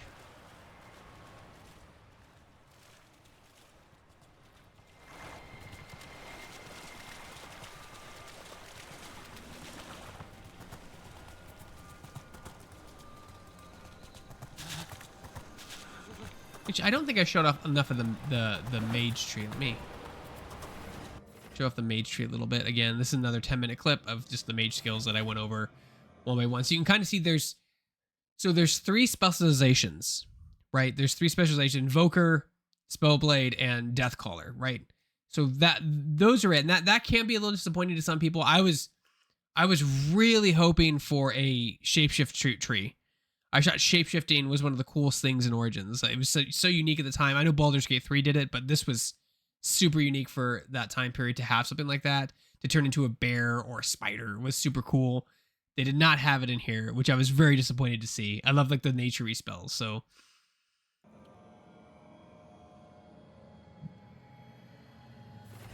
So AutoCap it kind of has, does the map design have some Metroidvania elements is what they're asking.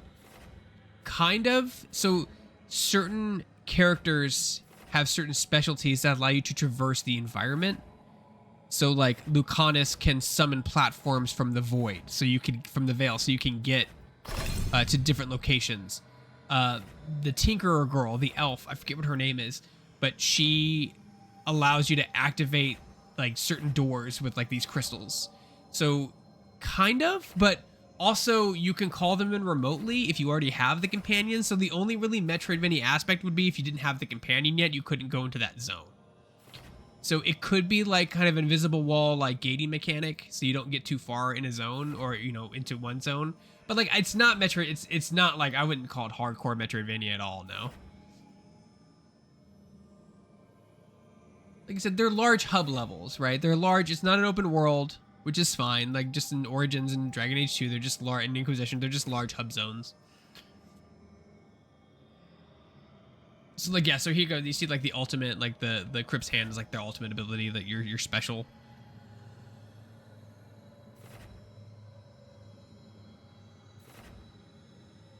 I mean, well, like, we've already kind of, yeah, we've like, if you pick up a new weapon and equip it, it does look different. I don't know how many models. I don't know how many models of different staffs they have, or daggers, or armor sets they have, but they all look gorgeous. You can kind of see in the character creator how gorgeous they look. And you can also test it in different lights. So like, that gives you example for like, you know, end game, beginner game, to kind of show the armor difference. But like no, but like, and they play differently based on their attributes. So they have different attributes, right? Different elements. Elemental damage is a big thing, like it was in Inquisition, right? There's like different levels of the damage. So like, you know, there's things that slow up, like the ice damage slows opponents, and some may freeze opponents, right? After like 3 attacks or 3 stacks, might freeze an opponent or whatever. And that's all in the skill tree too. You can see it. Fire, you know, does dots, obviously. And there's different status effects, like sundered, staggered, knocked down, stuff like that. So like you have these keywords and phrases that tend to synergize with other parties of your group, or even yourself. Overwhelm. See, there's these keywords here that I didn't have enough time to really get into them, but like you can definitely see like the tactics are there. Oh, there's a lot of armor. He needs to be sundered. You know what I mean? Oh, he's super fragile, but he does a lot of damage. He needs to be knocked down or staggered or whatever.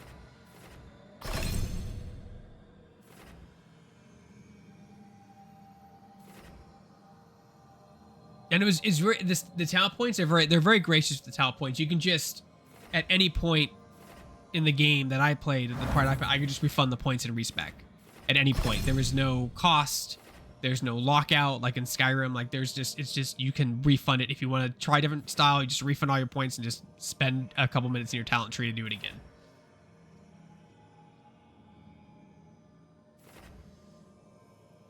See, okay, so here's a good example, like the combat. Oh, did I stop it in time? I don't think I did. Go back.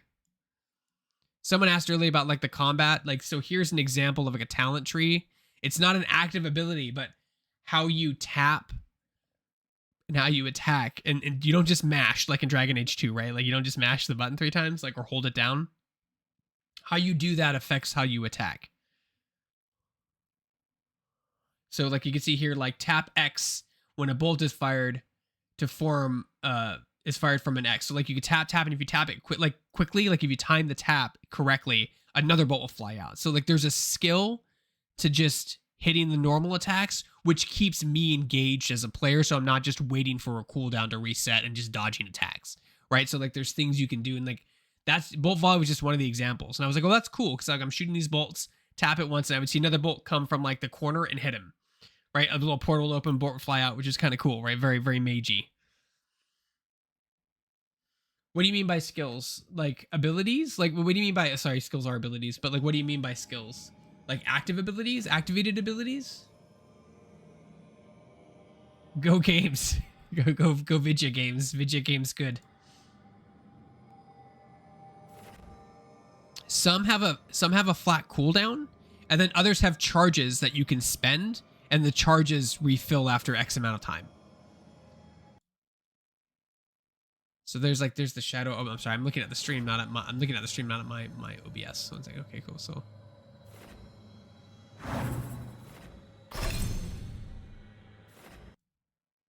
like Frost Nova has a cooldown, as you can see here. Like Frost Nova has a cooldown of 60 seconds, right? It's an area control effect. It does cold. It freezes enemies, right? So that's one aspect that's an activated that's the activated ability, right? That's the activated ability. Yeah.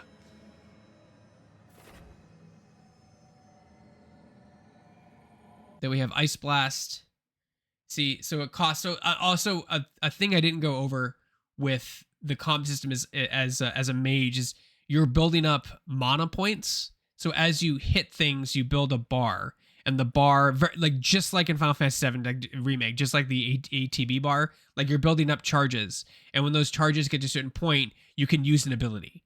So like for Ice Blast, as I'm regular attacking, building my bar up, it costs 2, I think they call it mana, so 2 mana points to do that. And like at the end, I think at the end of the first deck, I had 3 mana points. So like those can be upgraded as you level up.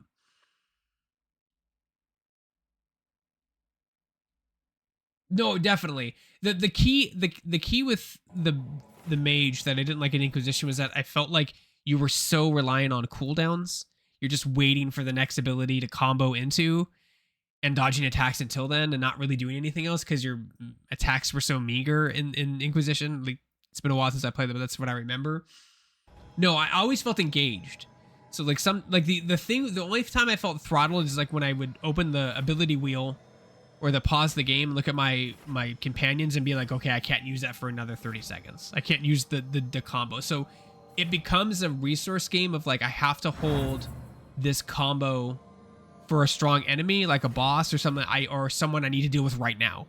So it becomes like more, it's like I said, it leans into that strategy tactic thing where you're just holding out the resources to spend on a certain enemy that you know is going to give you a hard time. I never felt like cooldowns were too long because like the mage specifically, like there's a beam and the beam feels so good. I'm just doing that and it siphons life as I was doing it too, and it gets stronger the longer you hold it. So I'm doing other things rather than just staring at a cooldown clock, which what I feel I was doing in Inquisition a lot, waiting for, you know, shield bash and the ice move to reset so I could kill this thing because I do like this much damage in my regular attacks. Regular attacks do a lot of damage here. There's also the skill set attacks. So you can see a lot of these things here, like degrade, like a lot of the this is a huge talent tree, but again, it's I don't, misleading is not the wrong word. It seems like there's a lot more abilities here than there are. So a lot of the abilities in the mage tree modify or add damage or add duration. So you're not adding buttons to a rotation like in an MMO. You're still gonna have 5, maybe 6 abilities if you spec wide, you know, that you rotate. Some of those abilities have charges, some of them have cooldowns.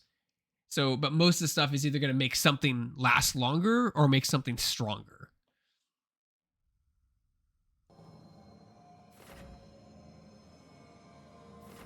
Like more keywords, primer, affliction, like that kind of stuff. I still don't know what a primer is. Radius of abilities, primer, duration of abilities.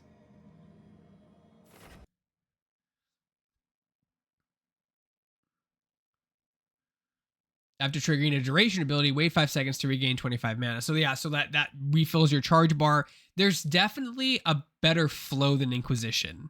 Like the combat feels so much better than Inquisition, because that was my biggest gripe about Inquisition, was just the combat just is way too bursty and I had nothing to do for like 30 seconds. Right? That was my biggest problem. When I got it, but it took a while to get there.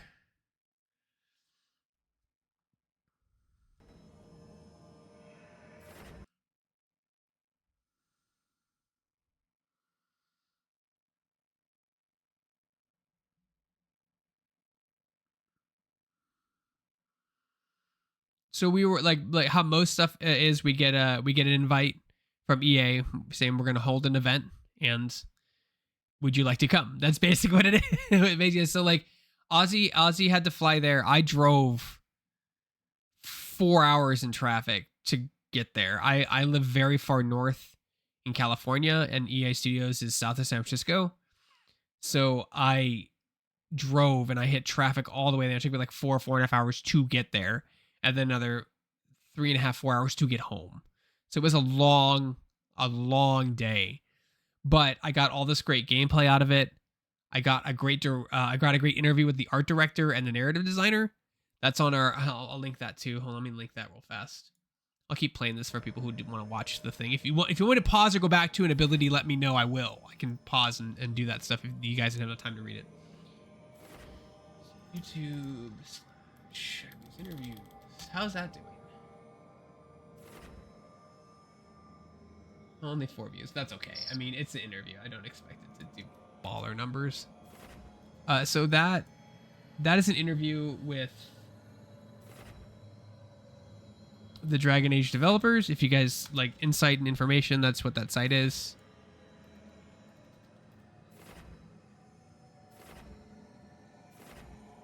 Matt Rose and Francis and the lead design director and the art director, excuse me. If you guys want to see that stuff.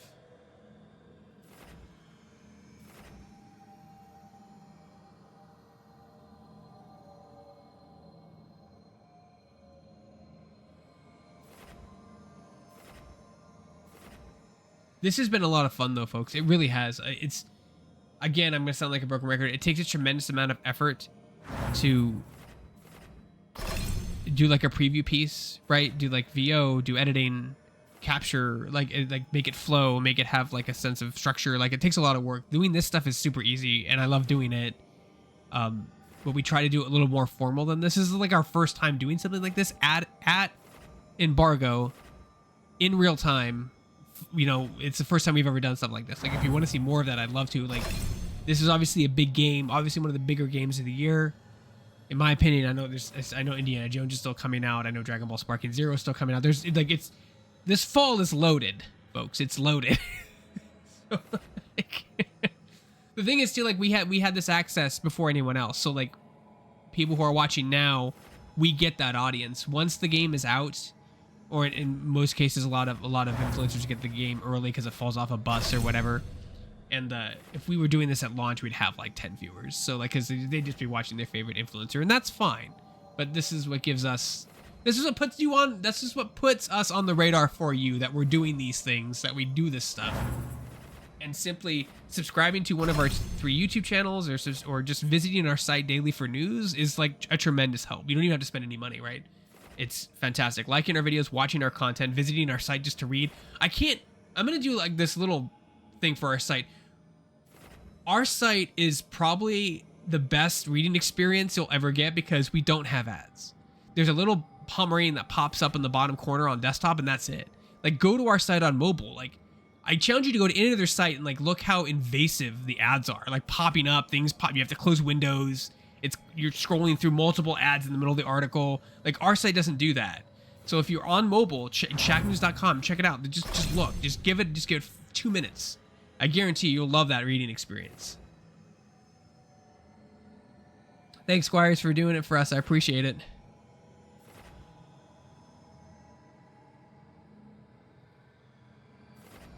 Did I already go over Frost Nova? Did I jump around too much? There's definitely, I would say there's definitely more strategy in the combat in this. Like, more things to do if you hit more than 3 enemies, single enemy, that kind of stuff. Did I get it all already? Oh, I guess I did.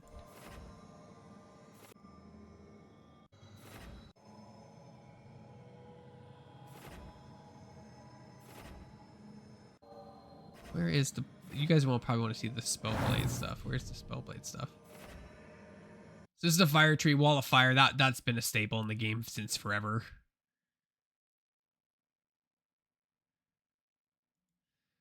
Enemies enter, get burning. Oops.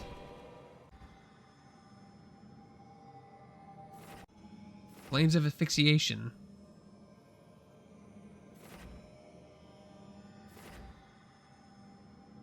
Meteor. Yeah, I mean, I didn't play this build. I didn't play the fire build.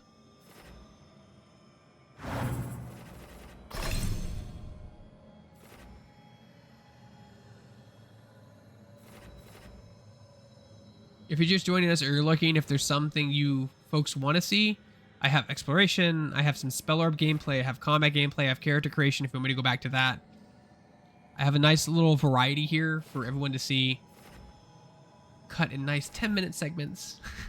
So, pre-cut into 10-minute segments.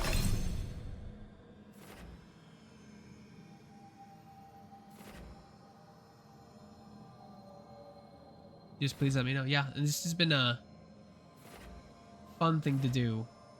If I were to do something like this individually, if I were to talk about the character creator, if I were to talk about the combat exploration, that would just take me 2 weeks to do. The lighthouse. Can we show the lighthouse? I believe we can.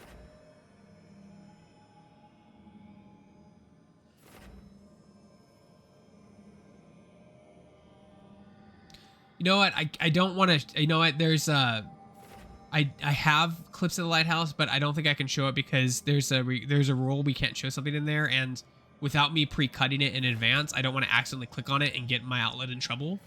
So I can't.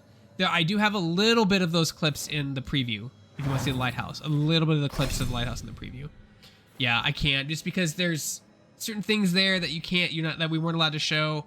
And if I accidentally skip in real time on the stream to that section, I'll get in trouble, and I don't want to get in trouble. And for those of you watching, like what happens if I do something like that and I did get in trouble, because we lose access to like the next event. You know what I mean? That they held, or the next preview session. So, and I'd really not like to lose access because this was such a great event. And dude, the people, like, if if you want to go to youtube.com/@ShackNewsInterviews, like the people who make these games are so incredibly passionate, and the team is so big, it's easy to get lost in, you know, they hate the game, quick cash grab, they don't understand Dragon Age. Like, it's easy to get lost in that, but like these are individuals doing the best that they can do for this game. Like I said, I was really surprised. I came in very pessimistic, left happy.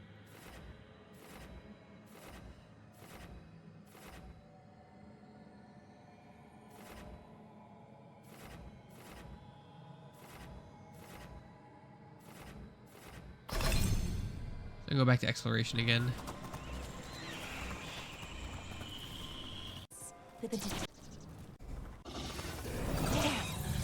Enemy design's great. Yeah, it's super. Yeah, everything. I mean, everything.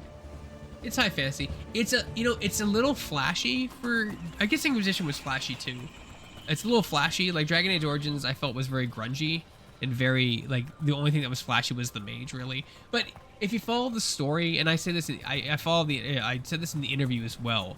If you follow the story of Dragon Age, obviously like wizards are repressed and they're not allowed to use magic outside of the Templars, you know, like they keep them very in check because it's a lot of power, right? It's arguably like this huge gun that they can all carry that can have devastating, and like with the events in 2 that I don't like to, right, the Templars kind of fall and the Order kind of gets released. And I would kind of compare this to like Inquisition was like, it showed you that people are using magic more, right? And Minrathous is like a big city where magic is practiced openly, and I don't know if that's always been the way or if, since the Templars fell, now that's the way, but people are using magic a lot more in this world, so it's a lot more flashy because it's no longer technically illegal, right? They can't just lock you up and throw you in a tower for showing signs of magic. So you see it a lot more, and it plays a role into the story too, the fall of the Templars or the restriction of the Templars having this like death grip hold on any mages that did stuff. Again, like rightfully so. It's what made the first game so interesting, right? Is the Templars are like cops, like trying to do gun control, like really. So like it's interesting. It creates this super cool like dynamic, and ethical reasons. Like, well, they are really powerful. We've seen what happens when mages can't control their abilities, right? Demons get summoned, people die, it's terrible, right? So should they be kept in check? Should we bring back like the circle and like put them in towers to train them before they release them? Like, it's a super interesting topic of debate. It's what makes the world so interesting. But now it's practiced more openly. There's a lot more magic flying around. Feels a lot like D&D, you know what I mean? Like very flashy, very flashy. So someone was asking about like Metroidvania stuff. So here's like an example of what's her, oh god, what is her face? I should know her name.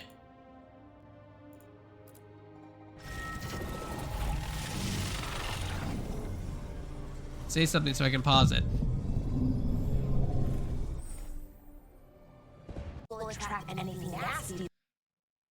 Oh, Bellara. She is a tinkerer, right? So she can open things. She studies ancient elven artifacts. So she is a tinker, and like she's opening these things so we can get to the next area. So that's kind of like your Metroidvania thing. So there may be something you run into in a different level where you need a companion and don't have that companion unlocked yet, and you can't go that way, so you might have to come back and check there. If I can find her wheel, I can open it and I can pause it and show you guys.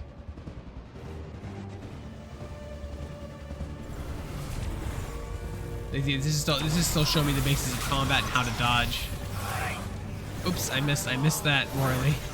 You can see the mana on the bottom, the ETB bar basically, ATB bar, you see.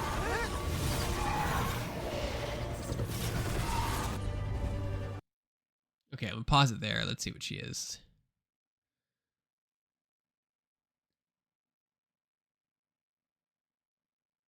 Okay, so she can heal, and she has like a ranged attack, a ranged bow attack. So she might be an archer, but like, you know, magical archer, whatever you know what I mean, whatever you want to call it. There's those arcane shards I showed you earlier. Those are cool.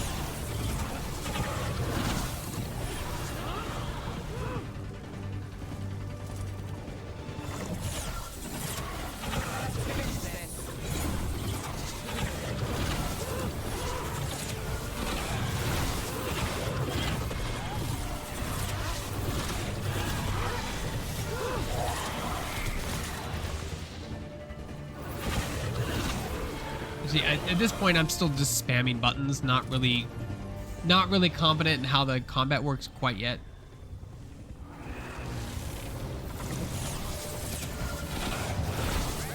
Oh, thanks, man. I appreciate it. Thanks, Epic Pro Gaming. I appreciate that.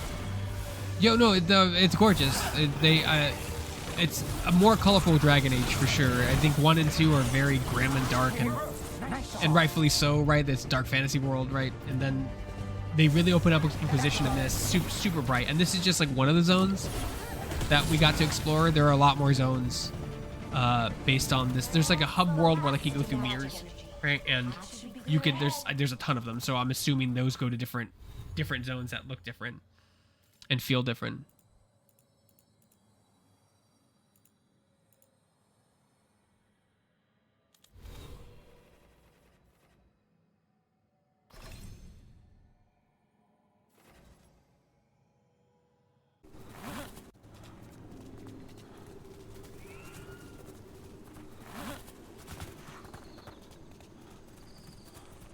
Sorry if my internet, it's a little blurry. My internet's not the best here. I've been struggling my whole life to have decent internet. Don't have fiber, don't have Fios, don't have anything like that. I am wired in at the best Xfinity can provide for me.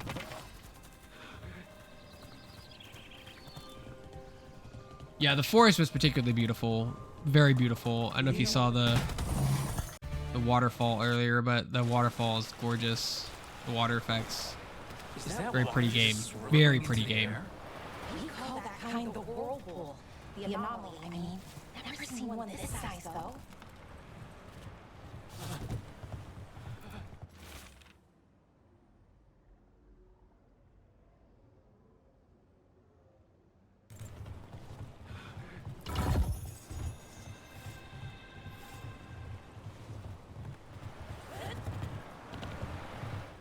I can show you a little bit. I see, my theory behind this was I really wanted to understand one of the classes, so I wasn't like haphazardly bumbling through all the other classes as I opened up new chapters to play. I do have some footage of the rogue I can show you. Let's see. No, actually, I got rid of it because I don't know. I'm only allowed to show much. We do have, so we have a preview on our website.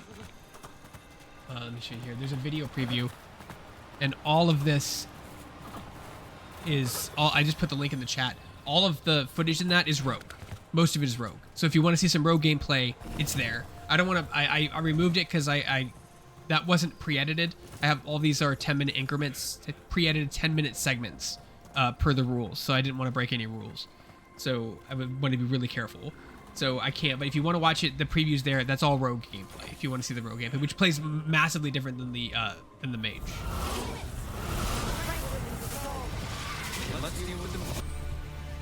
So like here's the thing, right? And I'm gonna get crucified for this.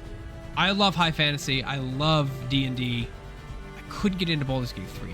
Something about the isometric angle makes me feel like an observer and not a player. And I really like being in the world. Like, you know, like Skyrim. I like being experienced. It doesn't have to be first person, but I like being ground level, you know, seeing the world from like a ground level view. Bird's eye. And like even when I play Baldur's Gate 3, I zoom in all the way. And it's very hard to play that game because it's not meant to be played that way. You're supposed to zoom out, assess the battlefield, you know, look. But I feel like I'm an observer, right? I want to see the world, right? I want to peek around the corner, like, you know, and see things, and not just, you know, scroll a mouse all the way forward. If you like high fantasy, this is great, and it just feels like a more mainstream way to play. Honestly, like it's more mainstream combat. It's still tactical, it's still strategic. It's just a little faster and more ground level. It makes you feel a little bit more involved in the world rather than just being this like thing looking down at everything. I mean, if you like fantasy, I think it's right up your alley, right? Like if the Dragon Age has its fan base, Baldur's Gate 3 has its gigantic fan base. I don't think you're gonna get as much of that. Like Dragon Age has those elements too, but I don't think they're on the same level as Baldur's Gate. Baldur's Gate 3 is an absolutely behemoth of a game. Like behemoth of a game. Like it's huge. Absolutely gigantic. I'm not saying this game isn't gigantic because it's huge. We only played the first act and it seems huge. But like on scale, I don't think it's not on par with that size. Which doesn't need to be, right? That's the whole thing. Thanks for the follow, guys. I appreciate it. actually see elven ruins that haven't been picked?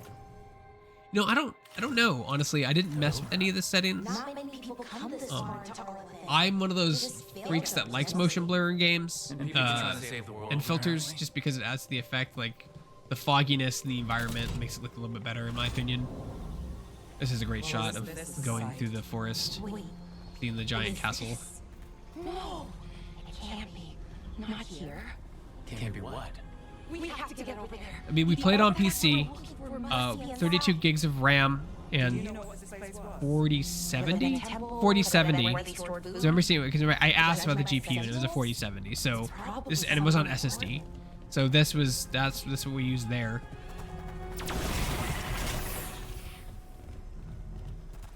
I turn on VSync. I like my frames capped at 60 personally, but like this is all, you know, it's personal preference, man. Like whatever you want. If you think it looks better with VSync off and MSAA off, then like go for it. You know, that's PC gaming. There's a lot of customizable options on PC gaming that you can do to make things look the way you want to. Ultra widescreen support, that kind of stuff. Like I don't, you know, I'm not even sure if it supports widescreen support, so don't quote me on that. I'm not sure. I would be shocked if it didn't, honestly. It's kind of a standard now. I don't know how much RAM it uses. They might have released their specs. Let me see if I can find their specs for you. I think we were on 32 gigs at the rigs we were playing on in the event.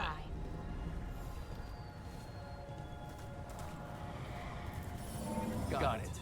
Bring it over here and slot it in. So according to their website, the minimum requirements are an Intel Core i5 8400 or AMD 33000X, 16 gigabytes of memory, and you need a GTX 970 1650 or a Radeon R9 20x for minimum, and then SSDs preferred. Recommended, these are the recommended, is Intel Core i9 9000 series A, AMD Ryzen 7 37000X, 16 gigs of memory of RAM, 16 gigabytes of RAM, and then an NVIDIA RTX 2070. So, or an RTX, or AMD Radeon RX 5700 XT. Boy, those names are great. And then, you know, SSD required. That's what it says for recommended, required. I mean, I don't know, like SSDs are pretty standard now. So,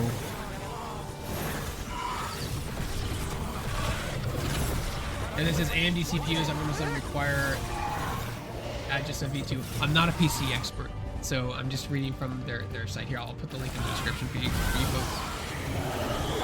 Looks like 16 is what they recommend, so again, what they recommend doesn't necessarily mean that you'll be able to get 4K, you know, 120 frames per second, you know what I mean? Like, but there are people out there who do that. Let me pause this. We go to the combat again. I have some late game combat here.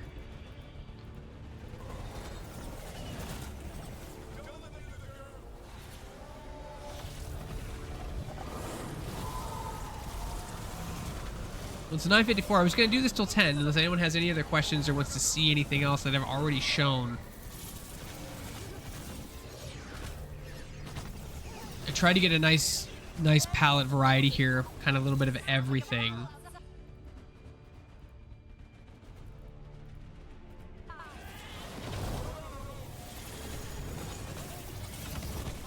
And also, Easy Elias, like, when you played Baldur's Gate 3, did you play it solo or with friends? Because by the time I got into it, my friends had already dumped thousands of hours into it, so they were done, and I had to play solo. So that could have affected my overall experience with the game as well, just playing it by myself.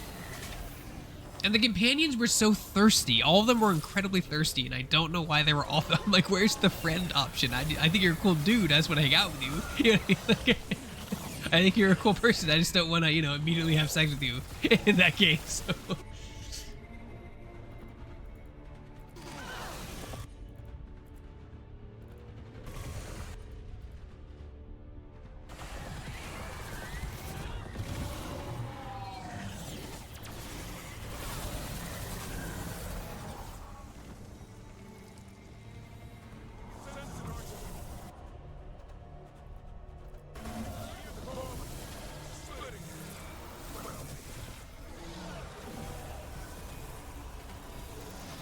Yeah, it's a shame I can't just upload these segmented clips and call them combat gameplay, mage gameplay. I have to editorialize in some fashion. This is my way of doing that. Talking over it with commentaries is the best I could do in the short notice. I wish. Trust me, I would have made 20 10-minute videos showing you folks as much as I could. But this is what a 2-hour stream showing a variety of gameplay I think is good too.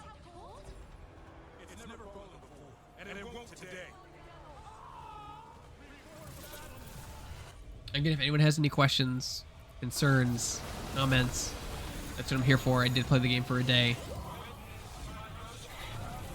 This might be my holiday game that I play.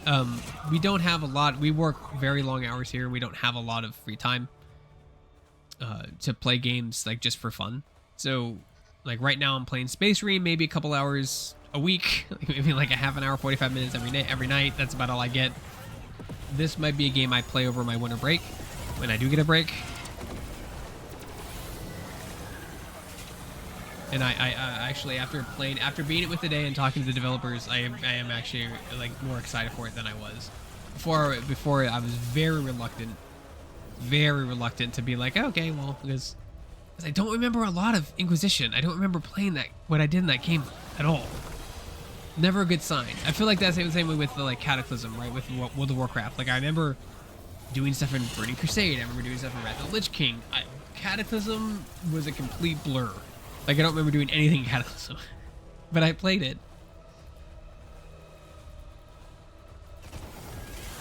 Yeah, so you can see here at the bottom I now have access to 4 mana points rather than my 2, so that gives me more options to do more crazy stuff. It's a little bit of hand holding, right? A little bit of like power scaling. Like we don't want to just drop you with a million tools all at once. We're gonna slowly. There's also, remember this, like in terms of Baldur's Gate 3, that game has a lot more freedom in terms of what you can do, the weird physics and where you can go, moving objects, like that kind of stuff. This game is more of a organized matter, right? You have those conversations that change things for sure, that change your companions, stuff like that. World events that change things.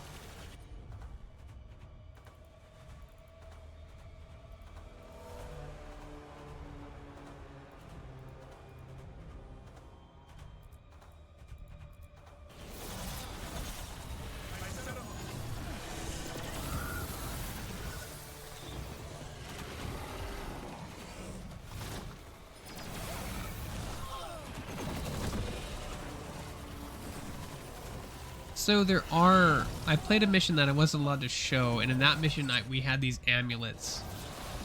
And these amulets, as you can kind of see it here on the screen, on the bottom, at the very top of the quad triangle, whatever you call the cube, the diamonds, you'll see that little symbol with like there's four little sections. Like that's like an amulet that you can change.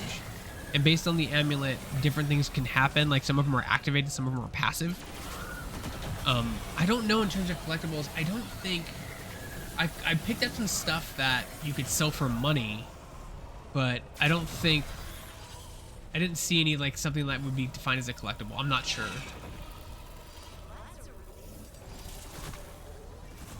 I mean, I'm sure there are. Like, I'm sure there's things that you can get to make the lighthouse look different. You know what I mean? I don't know how deep those go, but you know, they could just be something stupid and little.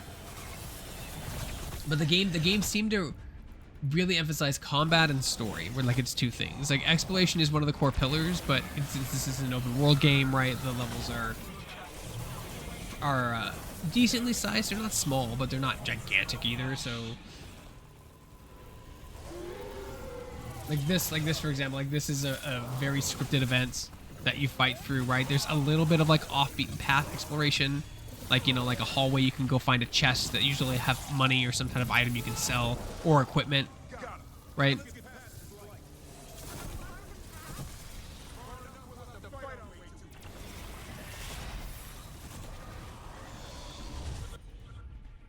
How many active abilities do you get at a time when you're action choosing? It looks like 4. So companions, and this is later stage in Act 1, so I have 3 active abilities, but you can also have like a Y button to like do a special attack. Like there's the skill tree, you saw the skill tree, right? Like I said, it's pretty big, but a lot of those abilities are just like improving abilities you already have, or like passively adding to something. So you'd have to go down one of the trees. I didn't try to go down. I went down the necro tree, like hard. The only reason I have the AoE freeze is because I was forced to go up one to go to the left. So I'm not sure. I want to say like 3 or 4 probably. I didn't sit down there and math the skill tree. Which I can.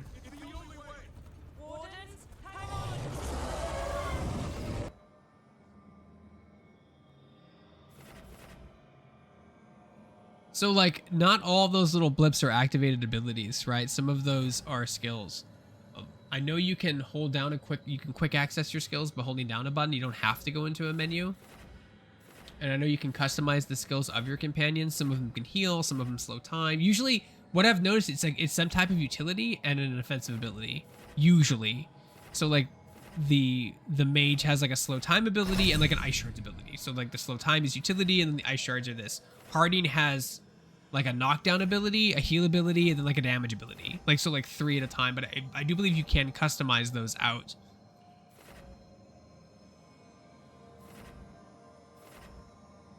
Like I didn't see how many abilities I could get on the ability wheel. That's a good idea to do for the next time I do an RPG, just see how many abilities I can tack on.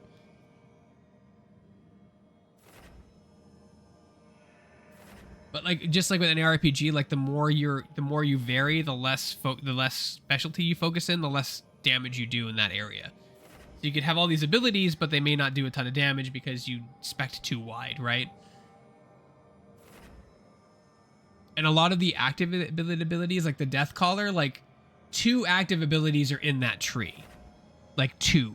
So like you have to go through a lot of passive abilities to get to those 2 activated abilities, which is like Spirit Bomb and the ultimate. Crypt Handler or Crypt Hands or whatever. Like a lot of these, and don't be concerned, like those are activated abilities. There are skills that you do by like tapping or like holding something down on the R pad and doing a regular attack. Like there are different modifications to attacks that don't cost mana and aren't necessarily skills, like abilities you activate. They're just things you do in your combo, which again which I felt like Dragon Age Inquisition was lacking, right? It was wait to, you know, do this burst combo and then wait, charge up your meter, then wait. But you're doing lots more stuff, the way you attack. I don't know if you were in the stream earlier, Epic, but it's kind of like a Space Marine 2 where like you tap X and then the timing of your taps and how you do your light attacks can have different effects.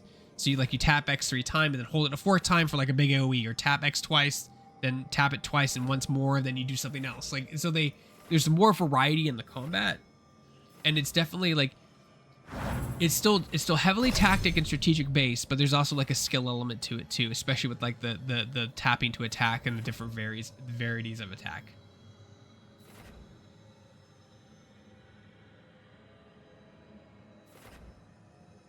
So yeah, the two of the abilities are in each of the trees, 2 of the big abilities. Void Blade and other stuff.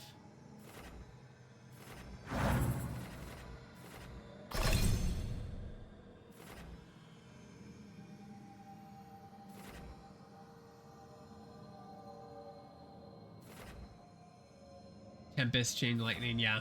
You can kind of see where they go. Like, I feel like that there's a lot more unspecialization stuff. Like the fire is not specialized, the lightning isn't specialized, the ice isn't specialized until you get into that corner tree. But you have to spend a hefty amount of points to get to there to get the ultimate, because you want the ultimate. The ultimate's cool. You want the ultimate. You want the other ability usually too.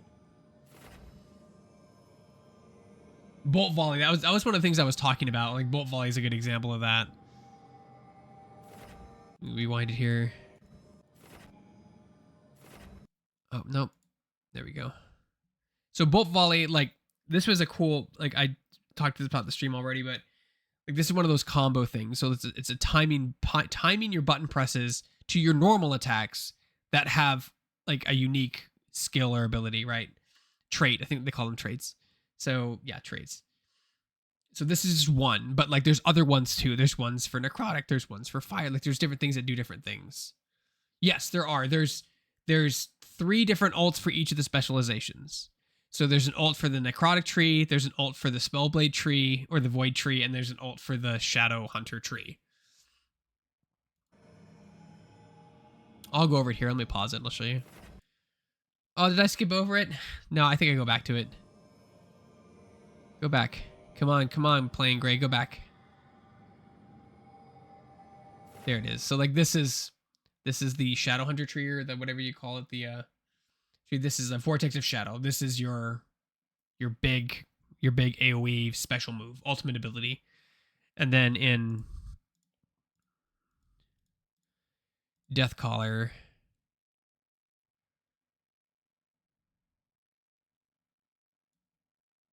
that's not it. Go, it's the Crypt's Herald. So it's a big, I'll play that a little bit so you can see the, oops, went back too far. There we go. It's like a big AoE that you summon and the hands come up to the ground, you float, and you kind of do AoE damage and add debuffs to all the targets. And then let me go back down to the Void tree or the Spellblade tree.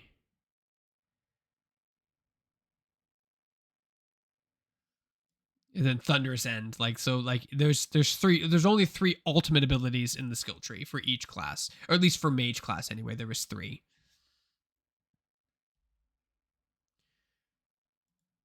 It kind of gives you a little preview here about what it looks like. Like a big wave of energy that hits them.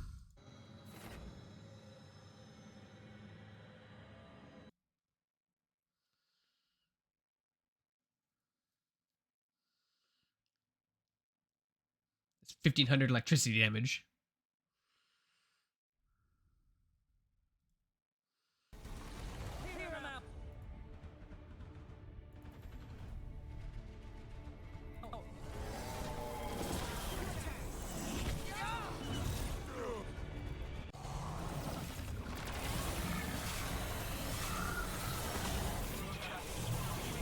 That's pretty much it, folks. I mean, I feel like I talked for a long time, for 2 hours. Let's see.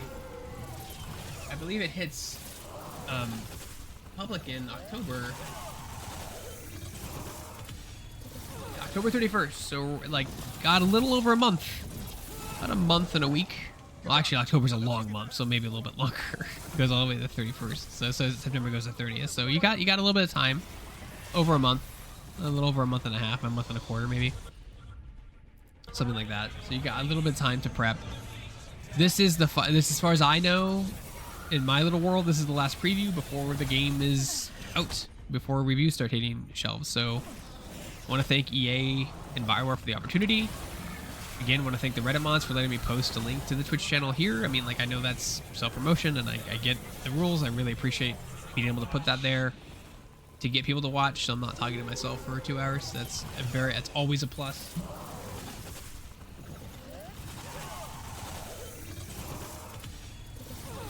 And just to be clear, I'm not playing the game. Some people are like, how is he playing the game? I'm not playing the game. These are pre-edited segments, pre-edited.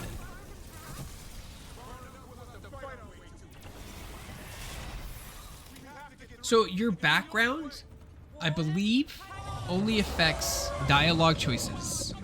So it doesn't affect like your fighting style. It doesn't affect, like, you can be an assassin and not an Antivan Crow, right? You can be a rogue that's not an Antivan Crow. I believe the background only affects conversation, casual conversation and dialogue options.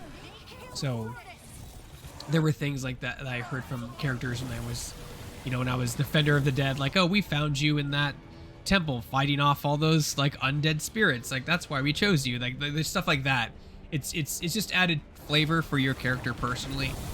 But I would imagine if you go to Tevinter, I hope that's the right city that I'm saying, as with the Antivan Crow background, you're going to have this a blast, like, because people are going to recognize you, they're going to talk to you, you're going to have different dialogue options, be able to expand on dialogue options. So, but no, you don't have to be an Antivan Crow to go down the Antivan Crow arc in the Mage. You don't have to do that. I mean, like, it's the flavor, right? Maybe you're an Antivan Crow that's not a rogue, right? What path would an Antivan Crow take if they were a mage, right? If they had access to these powers, I think that's the idea behind that skill tree.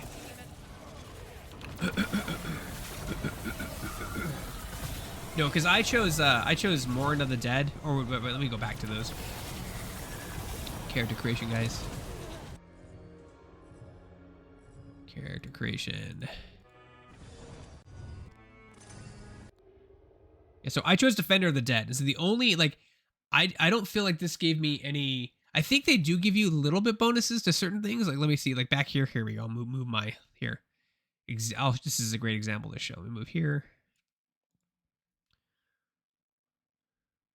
So you can see to the right, like there's things that give you bonuses, right? So you gain reputation faster with the Morn Watchers because you are a Morn Watcher.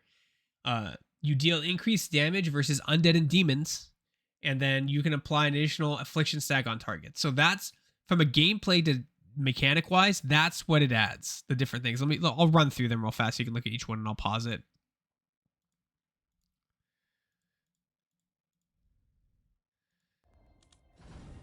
Okay, so the Grey Wardens, right? This adds flavor. You know, if you meet another Grey Warden, you're probably going to have more dialogue options. But your reputation with the Grey Wardens gains more quickly, obviously, because you're a Grey Warden. You deal increased damage to Darkspawn, obviously. There you go. And base defense and health are slightly increased. So, like, there's a little bit of, like, gameplay add-ons for your background. But I don't think it locks you out of like, it's not going to lock you out of the Antivan Crow skill Spellblade set as a mage if you don't choose the Antivan Blade background. The Antivan Crow background. Then we have Veil Jumpers, gain reputation. They all like gain reputation to the same. Oops. Pause. There we go. So deal increased damage to Fey Touch, deal slightly increased critical and weak point damage. Right, there are weak points in the game. There was a boss battle that I don't know if I can talk about it. Definitely can't show it. But like there were things that I did on the boss, again leading to tactical things that if I hit all of them, they would fall down. But it felt very tactical, right? Not reactive, but very like I need to hit these points so it falls down and I can do increased damage. Kind of like if everyone's played Remake, Final Fantasy Remake, it's kind of like that, or Rebirth, taking elemental, damage, exploit, stagger them quickly, build a stagger gauge, and the stagger takes 100% more damage or whatever. We can go through these because these are cool. Not a lot of games do this. This is very Dragon Age. So Shadow Dragons. Shadow Dragons, right? You gain reputation with Shadow Dragons more quickly. I'm going to start sounding like a broken record. Deal increased damage versus the Venatori, which are the Blood Mages, I believe, right? The Blood Mage cult thing. Yeah, no Blood Mage skill for the Mage. I'm disappointed in that too. No Shapeshift tree and no Blood Mage skill. That was a little disappointing. Your class-specific resource generates slightly faster. So if you want to, whatever you want to do, whether that's Mage, Warrior, Rogue, whatever this is your backstory, you'll generate your resource faster, slightly faster. What's next? Come on, past Greg, read faster.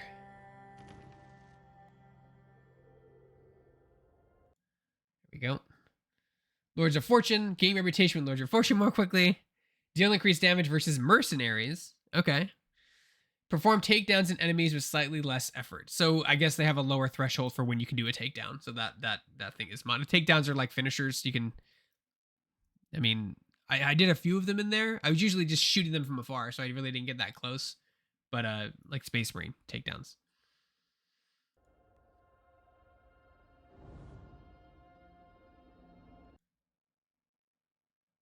And we have the Morn Watch, reputation with the Morn Watch, deal increased damage to dead demons. We saw this one already. You can apply an additional affliction effect stack. Like I said, there were a bunch of keywords here: primer, affliction, stagger, sunder. Like there's a lot of keywords here that I don't have enough time to do that, to analyze the combat that deeply. I would need to play it for a few days and be like, okay. But usually as you play through the game, it introduces things and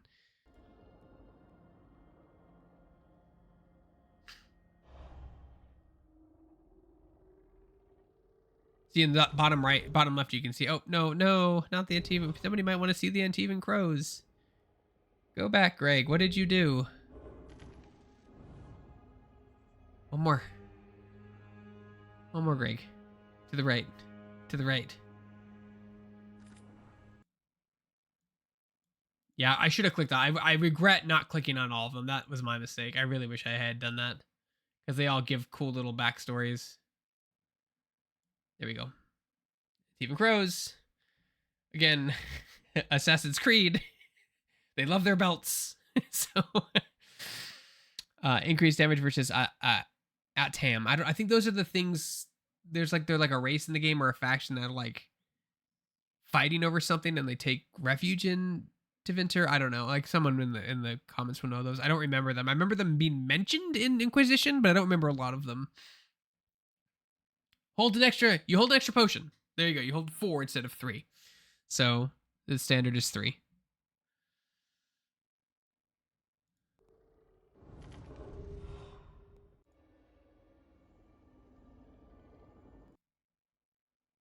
So yeah, that's basically it, guys. I mean, I feel like I talked a lot. Move this combat along. Feels like a Ghostbuster game. I'm gonna move my thing so I don't snake that. I don't snake you not seeing that stuff. Okay. Yeah. Yes. Oh wow, I switched back and then you get me right back in. Yes. Let me show you the different. There's 5. I believe there's 5 different difficulty levels. Let's see. We'll go back here. Here you go. Here's your difficulty levels. You have Storyteller. Then you have Keeper. Oh, the combat gameplay is still playing. Stop. Adventurer. This is what I think this is what I played on. I was tempted to do the next one, Underdog. So I would suggest, like, I found this once I got the combat down, I felt it relatively easy. I would definitely play on a higher, if you like challenging games, definitely play on a higher difficulty level. I think the standard one's too easy. So that's one takeaway I would take away from the demo. Play Underdog or higher. You can see like enemy aggression, like, oh, let me move my thing again. I keep getting in the way of these things. Move this. There you go. Sorry about that.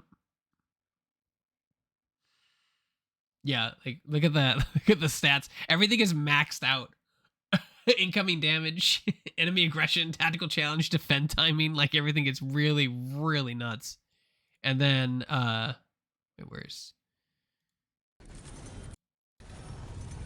did I go to the final one or did I skip it? Yeah, I think I just played the standard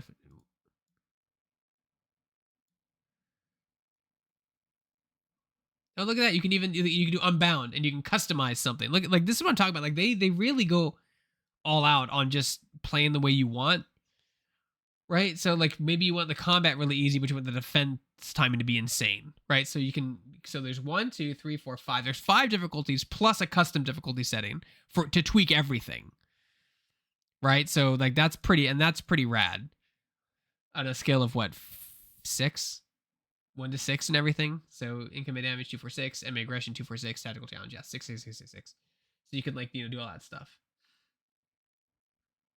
Enemy aggression, I would gonna guess is how often they focus you and not your teammates.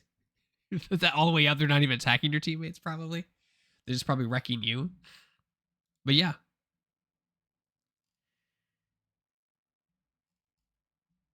Oh my god, I've been up since 8. I haven't had breakfast and I've only had coffee and it's cold now. Now the question is, should I keep streaming?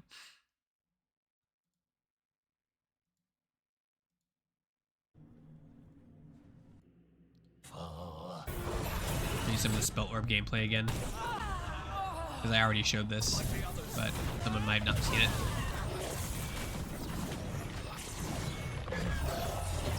So see, very Dragon Age-y, very MMO-y, but like definitely more engaging. Definitely more engaging than the Dragon Age 2 or even Inquisition now, honestly.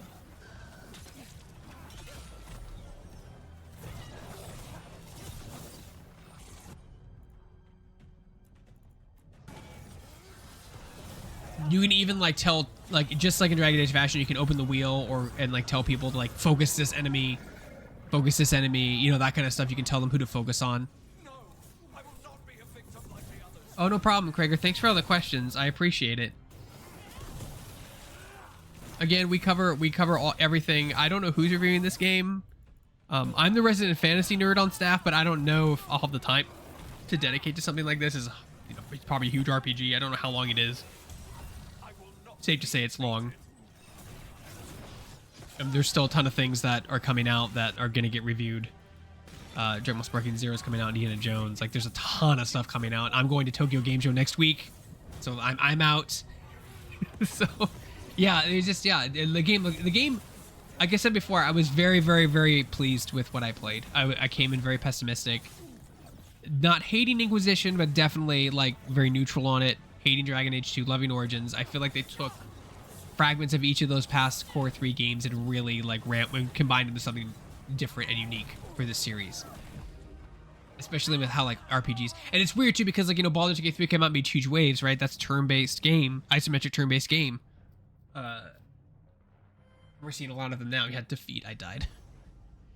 I'm bad at game.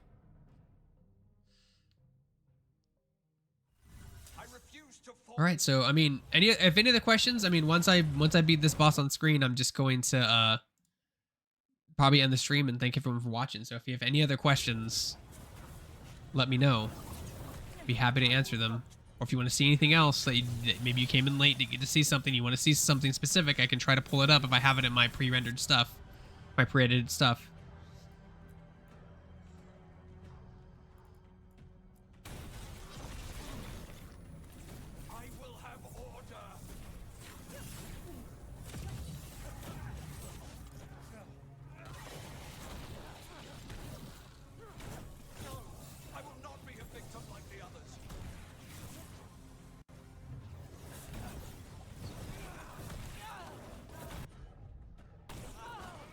The Spellblade was cool. I wish I would have spent more time on the Spellblade, honestly. Spellblade was pretty fun. You kind of play like a rogue a little bit, mage rogue. Spell sword, I guess, is the correct term I would use to describe it for you D&D folks. Or Skyrim folks.